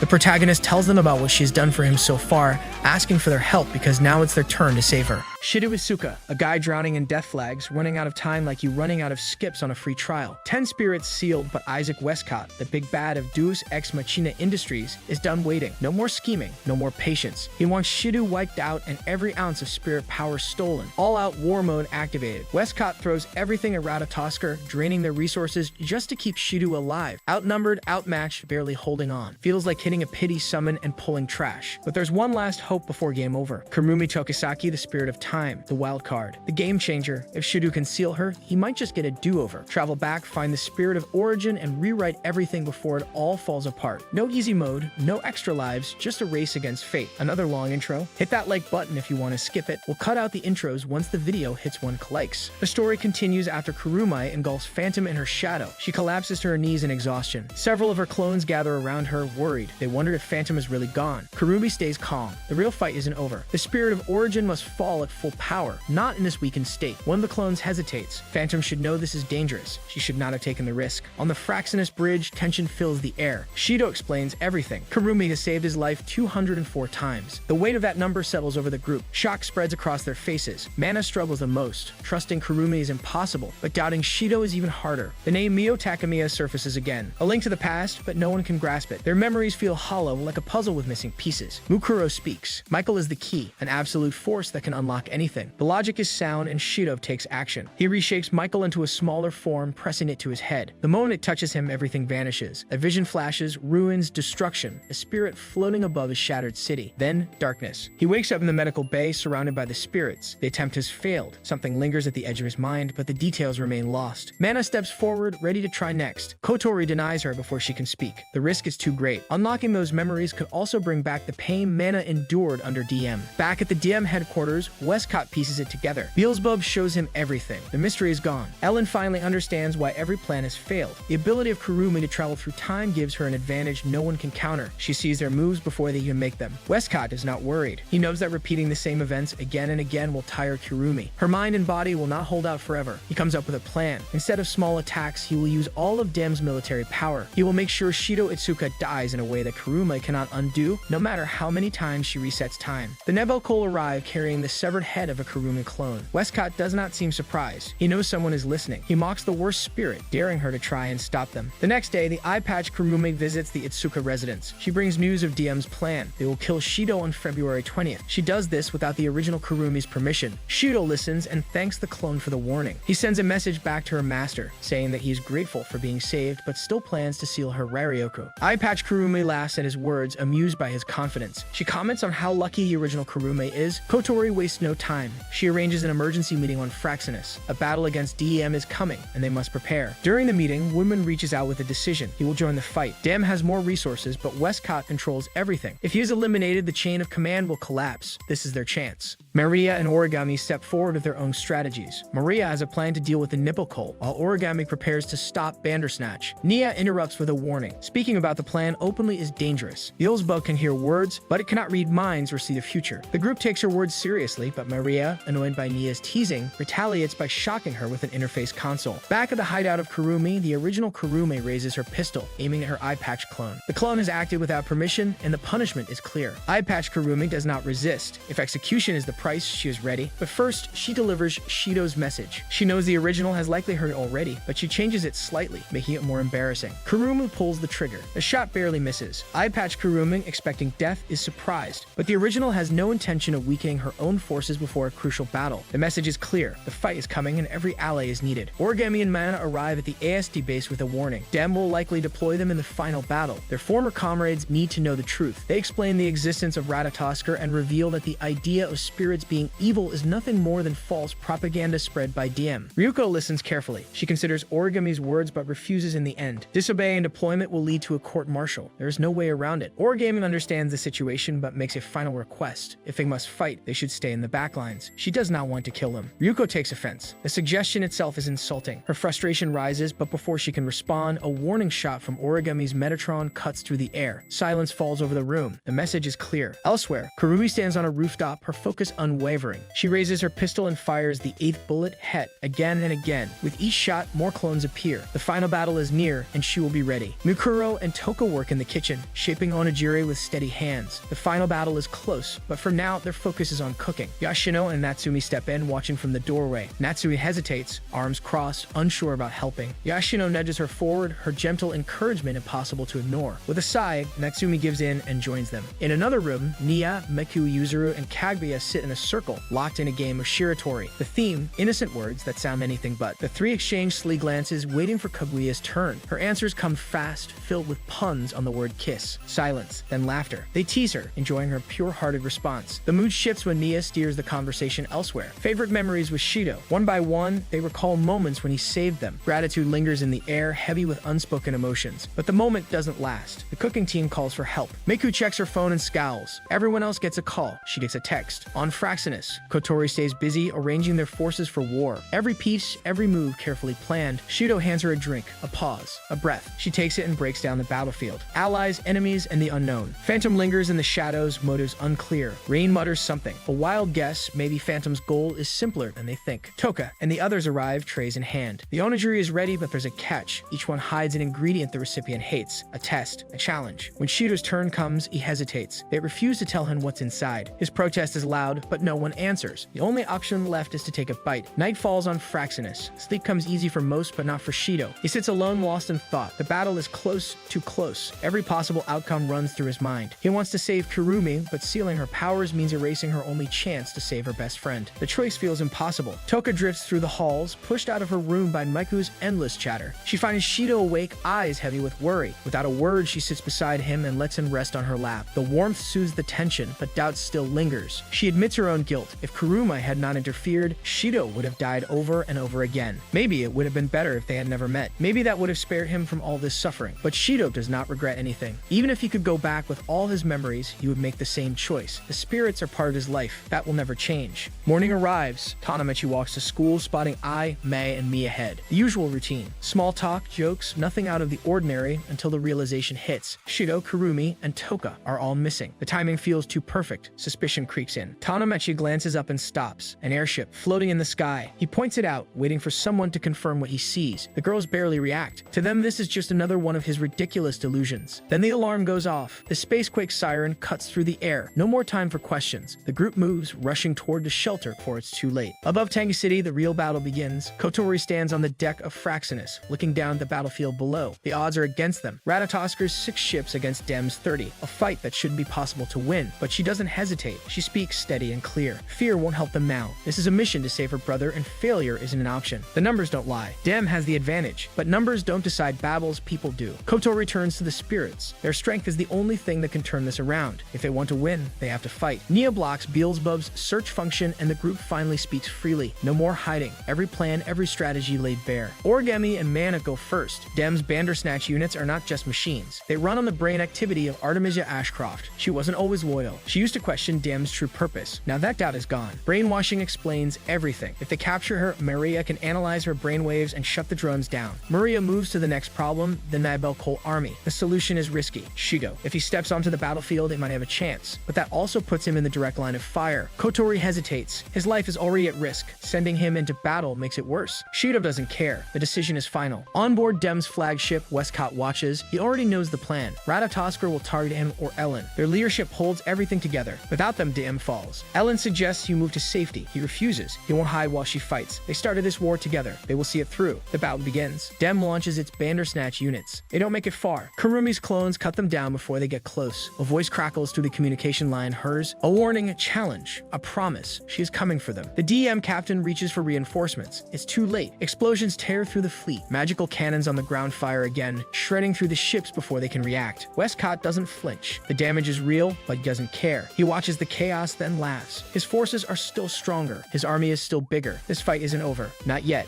Kotori scans the battlefield. The plan is working. The hidden weapons across Tengu City are doing their job, but there's no time to stop. The spirits take their positions, each one moving with purpose. Maikyu and Natsuki stay behind, channeling March to boost everyone's strength. On the ground, Ryuko and the ASD squad step into chaos. The orders are clear. The situation is not. Irene Fox, a DM wizard, uses them as pawns. They aren't soldiers. They're shields. Disposable. Yoshino and Mikuro arrive before it's too late, cutting through the battlefield, pulling Ryuko's team to safety. The hesitation is gone. Origami was right. Dem is using them. The ASD squad won't make the same mistake again. The switch is made. They prepare to fight for the right side. Somewhere else, Origami stands against Artemisia. Words don't matter. The truth doesn't matter. Artemisia rejects everything. Dem is her home. Spirits are the enemy. Then betrayal. The ASD squad turns on her. She barely reacts, her focus locked on Origami. The fight continues. She moves with precision, parrying, striking, never hesitating. An opening appears. She takes it. The blade cuts through, striking Origami's side. It should be the end. It isn't. Mukuro is already there, silent, unnoticed. Michael glows, breaking the seal. Artemisia doesn't see it coming. Her memories flood back. Above the battlefield, Woodman watches the screen. Ellen has entered the fight. There's no one else who can stop her. He stands, stretching, preparing. Karen watches, a smirk on her face. A joke, light and ridiculous. Maybe they should run away. Start over. Woodman only chuckles. A nice thought, not an option. His CR unit activates. Gold light surrounds him, rewinding time. Strength returns. The past pulls him back to his prime. Woodman only chuckles. A nice thought, not an option. His CR unit activates. Gold light surrounds him, rewinding time. Strength returns. The past pulls him back to his prime. He steps onto the battlefield, calm and steady. Ellen turns, a familiar face, a familiar presence. He greets her like an old friend. A casual remark, a teasing tone. The strongest wizard until now. Ellen doesn't take it well. Her composure shatters. A scream, a rush of anger. She charges forward, fury in every step. The fight begins. A squad of Nibel Cole moves in, targeting the Ratatosker wizards stationed at ground level. Their mission is simple: eliminate the guards and disable the weapons. The wizards don't stand a chance. The Nibel Cole outnumber them, overpower them. The battle should be over quickly. It isn't. Toka Kavia and Yuzuru intercept, forcing the Nibel Cole back. The wizards take the chance and retreat, but this isn't just about defense. The real fight is about to begin. Shidou steps forward. Their target, their mission, standing right in front of them. The Nibel Cole hesitate, confused. He should be running, hiding. Instead, he walks straight into their hands. Then Planet Maria begins. The Nibel Cole are born from Mia's power. Their thoughts, their feelings, all tied to hers. And Mia's feelings belong to Shidou. That's all that matters. Not their personal thoughts, not their mission, just Nea. It starts small, a touch, a glance, a shift in emotion. Then it escalates. Affection, teasing, direct contact. The results are immediate. Nibel Cole dissolve, their bodies reverting to paper before fading away. The ones still standing turn to run. The battle isn't worth it. Shidou follows, pushing forward. Then a familiar presence. The original Kurumi. She isn't here to help. She still wants his Raryoko. She still wants to change history, erase the existence of spirits before they are ever born. The battle around them continues, but their fight is different. Shidou argues, logic on his side. Changing the past isn't guaranteed. There's no proof it will work. Kurumi doesn't care. She has seen him rewrite history, change fate. If anyone can understand, it should be him. But he does care. Changing the past means changing everything. It means erasing their meeting. That's something he won't accept. His answer is clear. He will face the spirit of origin himself. He will seal her. He will find a way to create a future where no one has to suffer. The argument is cut short. A Nibel Cole charges. Faster, stronger, more prepared. Paper armor wraps around her, blocking every attack back, ignoring every bullet. Shidou and Kurumi react too late. The attack is meant for Kurumi. It never reaches her. Eye patch Kurumi moves first. No hesitation. No second thoughts. She takes the hit. Silence. Then fury. The original Kurumi retaliates. Dala activates. The armor vanishes. The enemy is left exposed. Shidou follows through, sealing her with the final kiss. The battle moves on, but the clone's time is up. Her voice is weak, but her words are clear. A final push. A final wish. The original should stop running. She should be honest with herself. Kurumi closes her eyes. The battle is lost. Not the war, the wager. She admits it. Shidou has won. When this is over, she will let him seal her power. Shidou barely has time to react. Kurumi screams. A hand emerges from her chest. Cold, unfamiliar, wrong. Shidou can only watch as the hand reaches forward, pulling someone else into the world. In a flashback, Shinji Takamiya walks home when a huge space quake suddenly happens in front of him. The impact knocks him out. When he wakes up, he sees a strange girl floating in the sky. Unsure of what to do, he takes her home. Just then, his little sister, Mana, enters and misunderstands the situation. After he explains everything, the girl sneezes, likely because she is cold while only wearing Shinji's jacket. Mana plans to give her some clothes, but before she can, the girl uses her powers to instantly create a copy of her school uniform. The next day, the girl quickly becomes smarter by absorbing different types of media. At first, she speaks like a baby, but soon, she can talk politely. However, when asked about her past, she has a headache and says she only remembers standing in a ruined place with 3 people. Since she has no name, Shinji decides to name her Mio, inspired by the number 30. Hearing this, Mio tears up with happiness, and as time passes, she and Shinji grow close. She even wins him a teddy bear from a crane game. Later, Mio overhears Shinji practicing how to ask her out on a date, even though they pick a one-piece dress with a sun hat. When Shinji sees Mio in it, he is stunned. The date plan is a walk on the beach. Mio loves the view, taking it all in like it's the first time. The two get close, too close. Just as they're about to kiss, Mio sneezes. Moment ruined. On the way home, Mio spots something off. Strange men are following them. No time to think. She grabs Shinji and tells him to run. Not fast enough. One of them slashes Shinji's hand. Mio heals it instantly. She wants to face them alone. Shinji won't let her. They're family. Then comes Woodman, younger, serious. He takes one look at Mio, asks if she's happy, and then tells him to run. They don't get far. Westcott and his men catch up, and he's not playing games. He has Mana, and he will only let her go in exchange for Mio. Mio is ready to give herself up, but Shinji isn't buying it. He grabs her, ready to escape. Westcott doesn't even hesitate. He shoots. Shinji drops. Mio snaps. Pain turns to power, and before anyone can react, a space quake tears through everything. Westcott is gone, teleported away. But Shinji is not moving. Mio kneels beside him, shaking. Then a choice. Promise. She absorbs his body into hers. She won't lose him again. Not ever. Mio's plan is simple. Rebuild Shinji inside her. To make him stronger, she gives him her powers. But a human body can't handle that much strength all at once. Instead, she starts slow, allowing him to absorb power little by little. Then, she begins her next step, spreading her abilities to different women. These women will later become spirits, refining the power so humans can use it safely. Back in the present, Kurumi is barely holding on. Mio Takamiya fully emerges from her chest, leaving Kurumi fatally wounded. With her last bit of strength, Kurumi fires one final Zafgiel bullet. It seems to miss. She warns Shiva to run, then collapses. Her astral dress fades, her clones vanish. She's gone. Mio stands still, watching. She thanks Kurumi for staying by her side until the end, then closes her eyes as a sign of respect. Shidou, frozen in shock, doesn't understand. Mio makes it clear. She restores his memories as Shinji Takamiya. On Fraxinus, the crew can't believe what just happened. Kurumi is dead, but Kotori is focused on something else. Mio looks exactly like Rin. It feels like a bad joke, but the eerie silence from Rin's console says otherwise. Left with no choice, Kotori orders Mireya to send an electric shock to Rin's system. Rin doesn't react. She simply stands up, thanks them for everything, and announces her departure. The truth is out, Mio and Rin are the same. Phantom, the spirit of origin, two halves of one being working separately to make everything fall into place. Distributing the Sephira crystals was easier this way. Everything had been planned from the start. Rin teleports to Mio, and the two merge into one. Their bodies combine, and an ethereal astral dress forms around them. Mio is filled with joy. They are finally whole again. But Shidou isn't celebrating. Too many lives have been lost just to bring back Shinji Takamiya. Mio doesn't see another way. She asks what choice she had. She isn't weak enough to die, but she isn't strong enough to move on without him. Shidou has no answer. Seeing this, Mio decides to remove his guilt along with his memories as Shidou. Before she can, Toka and the Yamei twins pull Shidou back. They already know everything. Mio doesn't waste time. She sends Shidou away, determined to eliminate the remaining spirits and reclaim their Sephira crystals. Shidou crashes into an underground shelter at Rizz High School, landing right on top of Ayamabuki. She and her friends are shocked and immediately assume the worst. Despite the misunderstanding, they and Hiroto agree to help distract Tame so Shidou can leave. When he mentions that Toka and Origami are still outside, they are even more confused. But Shidou ignores them. He focuses on summoning Michael and opens a portal. Back on the battlefield, Mio unleashes her angel Ain Sophor. A giant flower appears, releasing pollen that spreads across the area. The Nibelcol and Bandersnatch forces are instantly neutralized. The destruction reaches the DM fleet, taking down several AST wizards. fails. Even with their protective territory, Miki Okamine and her team can't withstand the attack. The battlefield belongs to Mio now. Origami orders Ryuko to take shelter on Fraxinus. The ship might have the equipment needed to save their fallen allies. Meanwhile, the spirits rush to help Shidou. His location is now the center of this growing threat. Somewhere else, Woodman blocks Ellen's attacks while trying to talk her down. But Ellen is furious. Woodman betrayed DEM and took her sister, Karen, with him. Woodman calmly explains Karen wasn't taken, she followed him by choice. And despite everything, he still considers both her and Westcott his friends. But everything changed when he saw the spirit of Origin for the first time. He realized he couldn't allow such an innocent girl to be used for their plans. To him, it would be as cruel as the people who burned down their hometown. Ellen refuses to listen. She summons Rangomian, and Woodman counters with Gungnir. The two weapons clash. Meanwhile, Toka, Kaguya, and Yuzuru throw everything they have at Mio. Even their strongest attacks together can't break through her barriers. Then, in an instant, Mio moves. She appears behind Kaguya and strikes, stabbing her with part of her astral dress. The attack isn't meant to kill, it's to take her Saphira fragment. Yuzuru watches in shock. Shigo is racing back to the battlefield, but he isn't alone. Waiting for him is Westcott. He isn't running, he's ready to fight. One final battle to decide who truly deserves the power of the spirits. In a flashback,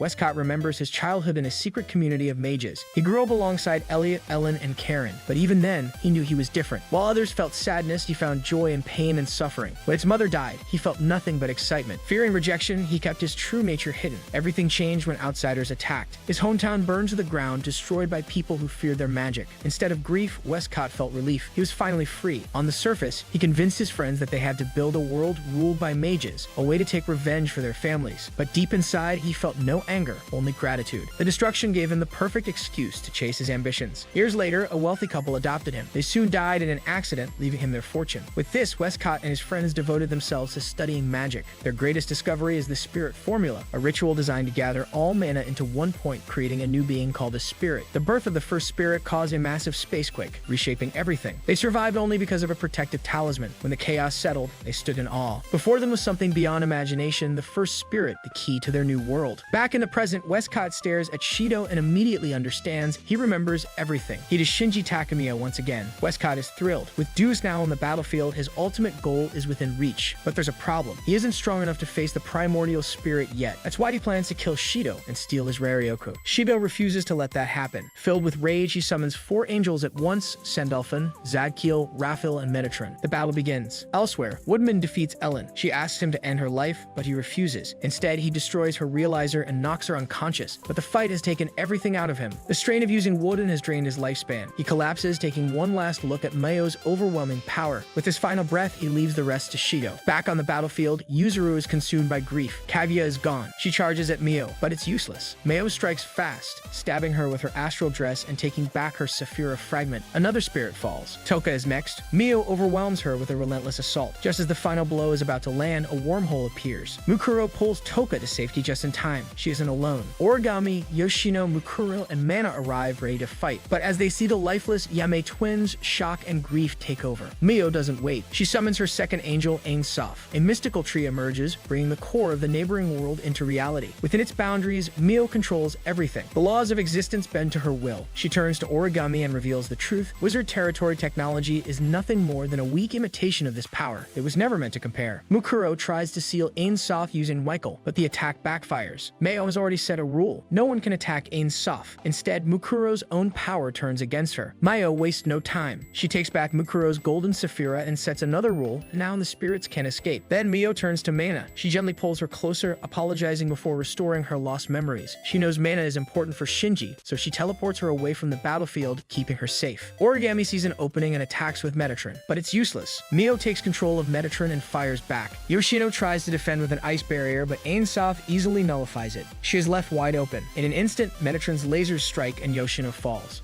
Mayo steps forward and retrieves the blue Saphira crystal of Yoshino. That makes 4, one step closer to completing what she started. The influence of Ain Soph ore spreads across the battlefield. Every ship caught in its range shuts down and crashes to the ground. In the middle of this chaos, Ryuko and her squad suddenly find themselves teleported onto Fraxinus. Shizaki greets them. Ryuko is stunned when she sees Kanazuki. She remembers him as the top ace of AST, though his strange personality made him difficult to deal with. Then she notices Kotori. At first, she is surprised by how young the ship's commander is, but that changes quickly. Kotori earns her respect by keeping Kanazuki in line, no matter how bizarre his behavior gets. Maria interrupts with an urgent announcement. Mio's angel is getting closer. All non-combat personnel must evacuate to the sister ship Almas. Ryuko and her team are assigned to escort them. As she prepares for the mission, Kotori comments that under different circumstances, she would have liked Ryuko as her subordinate. Meanwhile, Fraxinus readies for battle. Kotori thanks the crew for staying with her until the end. Nia completes her analysis of Meio's first angel. The results are terrifying. It functions like an instant death beam, shutting down anything it touches. As the ship moves into Meio's domain, the crew sees the battlefield. It's worse than they expected. Only Toka and Origami are still fighting. The Yamei twins, Mukuro and Yoshino, show no signs of life. Kotori makes a decision. She prepares to fire the ship's main cannon, Gungnir. The blast is powerful, but it isn't meant to defeat Meio. It's just a distraction. Origami and Toka make their move. They combine their powers, with Toka using her throne as a jet boost to send Origami flying toward Meio's spear in hand. But it's useless. Meio stops Origami's attack with just one hand. In the next instant, she snatches Origami's white Saphira. Toka barely has time to react before Meio strikes again. A quick stab from her astral dress, and Toka's Saphira crystal is gone too. Fraxinus is falling. Kotori looks around and realizes the entire crew is dead. Ainsof R's influence has wiped them out. Then she sees Meio standing over Nia. The last piece of her Saphira is gone. Kotori's voice trembles as she asks if their friendship was ever real. Meio's answer is simple. She still sees Kotori as her best friend. But even a best friend can be sacrificed to bring back Shinji. Before Kotori can process the betrayal, Meio kills her and takes her Saphira. Meanwhile, Westcott unleashes an army of Nibble Coal against Shidou. He blindfolds them with paper, making sure they won't fall for Shidou's usual tricks. Shidou fights back. He uses Metatron to create a dazzling light show, distracting everyone while he transforms into a Nibble Coal using Haniel. Disguised, he sneaks up on Westcott and attacks with Michael, but it doesn't work. Westcott dodges with ease. He has already studied the abilities of every angel using Beelzebub. He saw this coming. The next moment, Shidou is overwhelmed. The Nabelco pile onto him, pinning him down with their sheer numbers. He is completely trapped. Westcott pauses to explain himself. He insists that he is just an ordinary person, doing his best to achieve his goals. To him, everything he has done is simply part of that effort. He prepares to finish Shidou off with a paper lance. Before he can strike, Miku and Natsume arrive just in time to save Shidou. Shidou quickly asks them to boost his power with March. With his strength renewed, he summons Halvan Helev and wipes out the surrounding Nibble Coal. But Westcott's defenses hold strong. The attack isn't enough. Shidou expected this. He knows Westcott's foresight makes him hard to beat, and his version of the angels is weaker than the originals. That's why he has a backup plan. Without warning, he unleashes his own special attack, Roaring Flash Blast Wave. The powerful energy blast finally breaks through, leaving Westcott incapacitated. But instead of killing him, Shidou chooses to seal away Beelzebub using Michael. Westcott sighs, disappointed. He complains that Shidou wasted his chance. He was actually curious about experiencing death. Before Shidou can respond, everything changes. The scenery shifts, and suddenly, Westcott gasps as something pierces his chest. His Clipper Crystal is ripped away. Miku and Natsui try to react, but they don't stand a chance. In an instant, Meio disposes of them and takes their Saphira crystals as well. Now she has them all. Every Saphira crystal is in her hands. Meio steps towards Shidou, calm and certain. The moment has finally arrived. She tells him this is it. The time has come for them to be together forever. In a strange, dreamlike space, Toka wakes up to find her inverse form standing beside her. Inverse Toka calmly explains the truth. Unlike the other spirits, who were once human before receiving Saphira crystals from Meio, they are different. They are the only pure spirits besides Meio, directly born from the Saphira itself. Because of this, even after their Saphira was taken, their consciousness remains. Inverse Toka warns her. If she returns to the battlefield, death is certain. This time, there will be no coming back. But Toka doesn't hesitate. She chooses to go anyway, determined to buy Shidou enough time to escape. Inverse Toka watches in silence before smirking. If Toka dies, she will disappear too. But if she truly didn't want to fight, why did she bother waking her up? Amused by the thought, she gently pushes Toka forward, encouraging her to do whatever her heart desires. Meanwhile, Shidou was at his lowest point. With everyone dead, he is ready to give in. He is moments away from letting Meio erase his memories. Then Toka returns. She appears from the 10th Saphira on the halo of Meio and stops Meio just in time. Shidou is overwhelmed with emotion. Tears fill his eyes as he apologizes, ashamed that he even considered giving up. But Toka isn't angry. She reminds him to keep fighting. Meio speaks. She reveals the truth about Toka's existence. One day, a Saphira crystal she created unexpectedly gained its own consciousness. It was the same way she herself was born. Unlike the other spirits, Toka had no past, no name until Shidou gave her one. Toka admits that living without an identity was painful, but she doesn't regret it. Because of it, she met Shidou. The battle resumes. Toka quickly notices something strange. Her attacks are now landing. Even her strongest attack before the final sword had done nothing. But now she's actually hurting Meio. Meio remains calm. She figures out the reason right away. When she took back Toka's Saphira, some of her own power, along with the strength of the other spirits, must have transferred to Toka. On the sidelines, Shidou gives his support. Using Gabriel's march, he strengthens Toka. Meio watches with amusement. She comments that despair never suited him. Toka summons her throne. Meio expects her to use Halvan Helev again, but Toka surprises her. Instead of attacking directly, she uses Retelebish. The throne fuses with her astral dress, giving her incredible speed. Before Meio can react, Toka moves in close and slashes her across the chest. A deep cut appears. Mio pauses, then smiles. She praises Toka for managing to draw blood and apologizes for underestimating her. Then she activates her third angel, Ain. A blinding light floods the battlefield. In an instant, Toka is gone. Mio stands there, unmoving. She admits that she hesitated to use this angel. It doesn't just destroy, it erases Rarioku completely. She had wanted to seal Toka's power within Shidou, not erase it. But Toka's strength left her no choice. She turns to Shidou, her voice soft but final. She tells him to praise Toka for her incredible fight. Shidou has lost everything. Toka is gone. He is alone. But even now, he refuses to give up. Summoning all of his angels, he launches a final attack against Mio. It doesn't work. Mio blocks everything with ease. Then her astral dress ribbons wrap around Shidou, holding him in place. It's over. Or so it seems. At the last moment, a clone of Kurubi Takasaki appears and saves him. This clone was sent to the future using the 11th bullet Yud Aleph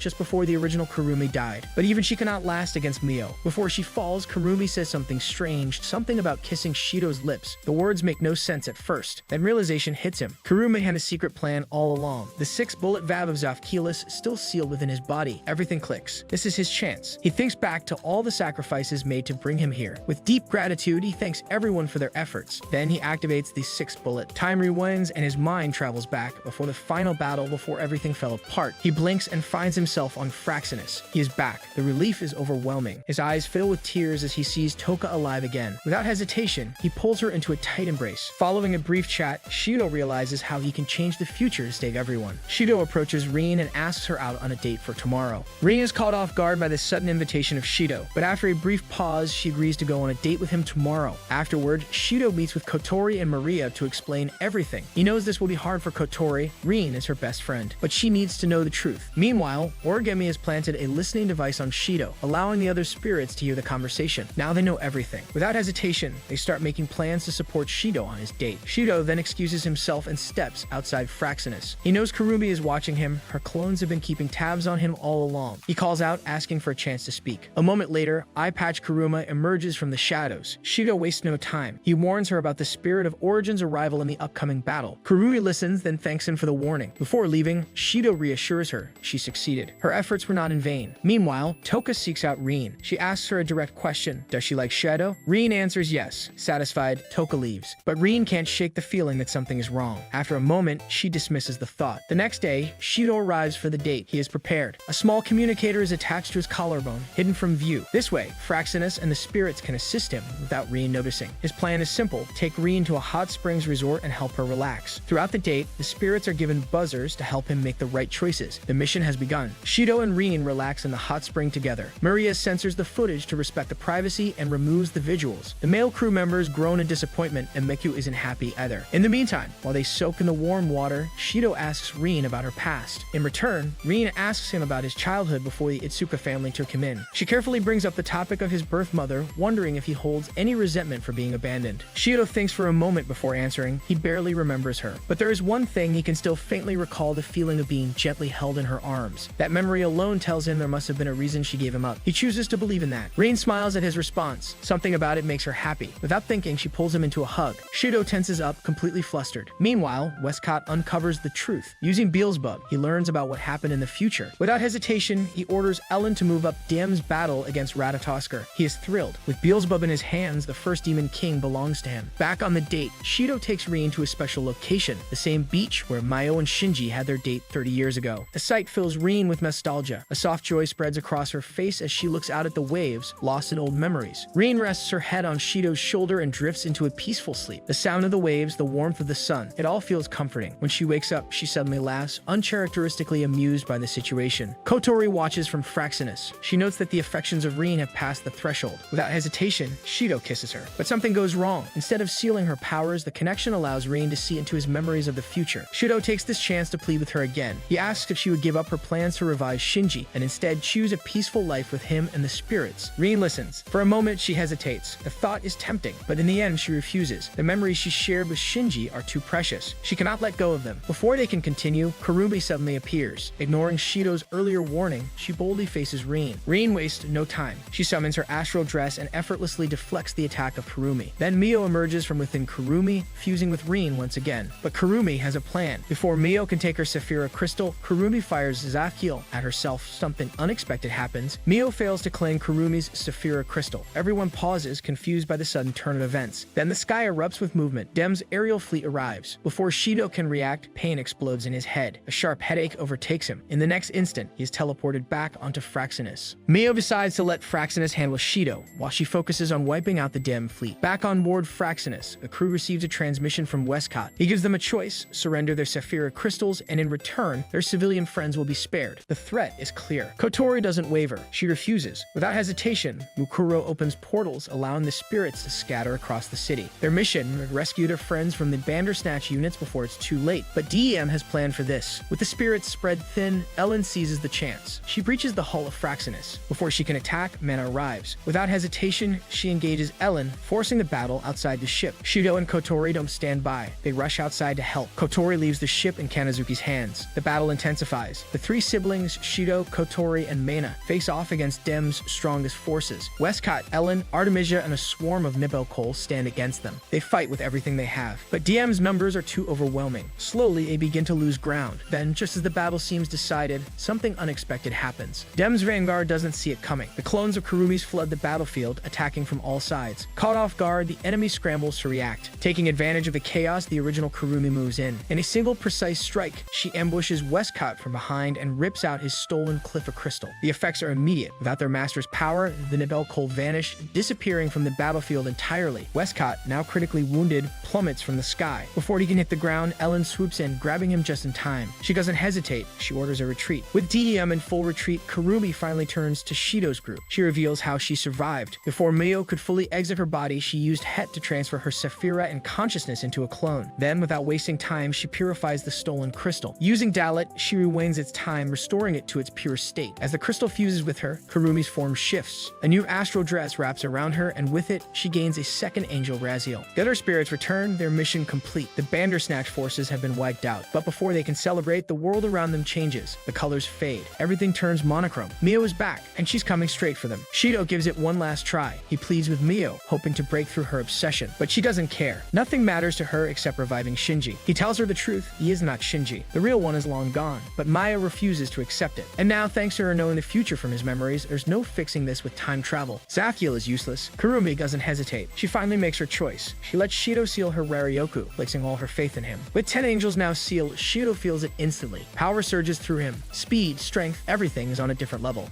Before Mio can react, he closes the distance. A single moment, a single chance. He takes it. He kisses her. The world explodes in light. A sphere of energy traps them both inside, cutting them off from everything else. Meanwhile, DM pulls back. Westcott is injured but far from defeated. As his forces regroup at the beachside, he asks for an update on the spirit of origin. Then he smirks. This is still part of his plan. Back at the battlefield, Kurumi doesn't waste time. She activates Raziel, peering into the glowing sphere. Mia watches in frustration. Seeing someone else use her angel feels personal. Then Kurumi finally speaks. Inside the sphere, they're at the beach. Shidou wakes up on a beach, a place created from Mio's memories. And as he looks around, he sees Mio, Rin, and Shinji. Rin and Shinji have separated from their original memories and now exist on their own. Shidou and Rin continue their date, while Mio and Shinji join them, enjoying their time on the beach. As the day goes on, Shidou slowly understands the truth behind Mio's actions. She never intended to create him as a replacement for Shinji. Instead, she made him for a completely different reason, to be the one who could end her life. Meanwhile, outside the sphere, the spirits sense something terrifying. A huge Rhea presence spreads around them. Their fear grows when they realize the source. It comes from Westcott. He has repeated the ritual that once created Mio, and now he is turning himself into the second spirit of origin. Mio is surprised when Shidou suggests that she created him with the hidden purpose of ending her own life. However, after thinking about it, she realizes that he might be right. Even so, she knows that Shidou has no intention of carrying out such a task. Instead of agreeing, he makes a bold declaration. He wants to take her away from Shinji. Mio is shocked by his words and suddenly bursts into laughter. Turning to Shinji, she asks for his thoughts. Shinji hesitates, doubting whether he even has the right to answer, since he is just a copy created from an imitation. Mio playfully warns him that if he stays silent, Shidou might actually succeed in winning her over. At first, Shinji reacts with anger, shouting at Shidou for asking Mio to forget about him. But as he calms down, he realizes the truth: he no longer truly exists. Accepting this, he tells Mio that he wants her to experience more of the world. Before they can continue, a powerful disturbance from outside the sphere catches their attention. Mio quickly understands what has happened. While she was distracted, Westcott took the chance to recreate the spirit formula, using it on himself to reach the same level of power as her. Even though she knows she has no right to ask for help, especially after what she did to the spirits in the other timeline, she still turns to Shidou. Without hesitation, he agrees. After saying a final goodbye to Shinji and Rin, Shidou and Mio leave the sphere. fear. Once outside, they join the other spirits to confront Westcott and his forces. Wasting no time, Westcott attempts to summon his new demon king, Belial, planning to rewrite reality itself. But before he can complete his plan, Meo counters by summoning Ain Soph. Meo takes a piece of astral dress and pierces the chests of Mana, Shidou, and the sealed spirits. However, this time it is not an attack. Instead, she does it to grant them full access to their power. As their strength increases, Nia and Kotori regain the ability to use their astral dress and angel. With the final battle beginning, Origami and Mana engage in fierce combat, facing off against Artemisia and Ellen. Meanwhile, Meo explains that since Shidou holds all of the spirits' powers, he can merge them together to deliver a decisive strike. To stop them, Westcott summons Aethiel, a darkened flower that spreads deadly particles. Anything that touches these particles is instantly destroyed. Seeing the danger, Nia steps forward. Using her newly restored Raziel, she helps Maria gain a physical form similar to the Nebelcoal. However, despite her new existence, Maria still refuses to show Nia any respect and even shocks her with a taser when she tries to give her a command. Since Maria copies can keep appearing from Raziel's pages as long as Nia has rare Yoku, they create a protective barrier. These copies shield the others from Aethiel's deadly particles, allowing them to continue their advance. Westcott isn't done yet. Just when it looks like the fight is over, he weaponizes Belial's branches, ready to strike back, but the spirits aren't letting that happen. One by one, they unleash their angels, clearing a straight path for Shidou. He doesn't waste a second. Gathering the power of all 10 angels into his fist, he delivers a punch so strong it sends Westcott flying straight into Belial. The impact is brutal. The demonic tree cracks, its power slipping away. But Westcott always has a backup plan. Even with his body breaking down, he plays his final card, Chemedial. Darkness swirls around him, growing stronger by the second. He's not just fighting back, he's trying to erase everything. Mayo realizes the danger before anyone else. If this attack lands, it won't just destroy them, it'll be worse than the Eurasia sky disaster. There's only one way to stop it. She has to act now. No hesitation, no second thoughts. Shidou tries to stop her, but she won't listen. He's strong, kind, and everything she admires. But in the end, she still chooses Shin. Before he can do anything, she shoves him out of harm's way and steps forward. As she faces Westcott, he finally asks the question, where did he go wrong? Mayo doesn't hold back. Spirits like them were never meant to exist in this world. Then, as if to twist the knife, she throws in one last remark. He was never her type anyway. That's it. Westcott snaps. He starts laughing, wild and unhinged. Then, Ain and Chemedial collide. The explosion rips through the battlefield, shaking everything to its core. Mia opens her eyes and finds herself in a place beyond life. Standing before her is Shinji, waiting with a warm smile. The sight of him makes her break down in tears of relief, of happiness, of finally being together again. No more battles, no more suffering, just the two of them, exactly as they always wished. Meanwhile, back in the real world, Westcott is barely hanging on. His body is failing and Ellen frantically searches for a way to save him. But there's nothing she can do. The damage is too great. Then two familiar figures step forward, Woodman and Karen. They have come not to fight, but to witness his final moments. Westcott glares at his old rival, assuming he is here for one last insult. But Woodman doesn't mock him. He doesn't smirk or gloat. Instead, his voice is steady, yet filled with sorrow. He is here not as an enemy, but as a friend, to be there at the very end. Westcott takes a slow, shaky breath. For the first time in a long time, he lets his guard down. He accepts the truth. Despite everything, they were once comrades, two men who shared the same pain, both rejected by the same woman. And somehow, that makes it easier to let go. With that final thought, he closes his eyes and passes away, leaving behind his regrets but finding a strange sense of peace. Elsewhere, on a quiet beach under the night sky, Shidou stirs awake. His vision clears and he finds himself surrounded by the other spirits. Shidou tries to convince himself that everything is fine. Meo is gone, but at least she's with Shinji now. That thought should bring comfort, but it doesn't. Kotori tries to lighten the mood, joking that he never had a chance against a couple so deeply in love. But before anyone can react, something unexpected happens. From the sky, Meo's Saphira crystal slowly floats down, carrying something small yet priceless, her stuffed bear plushie. The sight of it shatters whatever control they have left. One by one, they break down, the weight of her absence hitting them all at once. No words, no explanations, just raw, silent grief. Time moves forward, whether they're ready or not. A few days pass and life returns to normal, or at least something close to it. Natsui hangs out with Yoshino, doing her best to escape the relentless teasing of Miku. Kotori is back in school, chatting with her friends like nothing ever happened. Mukuro stands at the top of Tengu Tower with the Yame twins, staring at the city below. Nia, after everything, has made up with Takajo. The two set off on an adventure together, as if making up for lost time. Kurumi, in a quiet alley, crouches down to pet a group of cats. Next to her, a figure stands, one who looks just like Sawa. And then as the sun dips below the horizon, Shidou meets Toka. There's no need for words. The battle is over, but life keeps going. Hand in hand, they walk forward, ready for whatever comes next. And that's a wrap. If you enjoyed the video, don't forget to hit that like button, drop a comment with your thoughts, and smash that subscribe button so you never miss an update. More epic content coming your way. See you in the next one.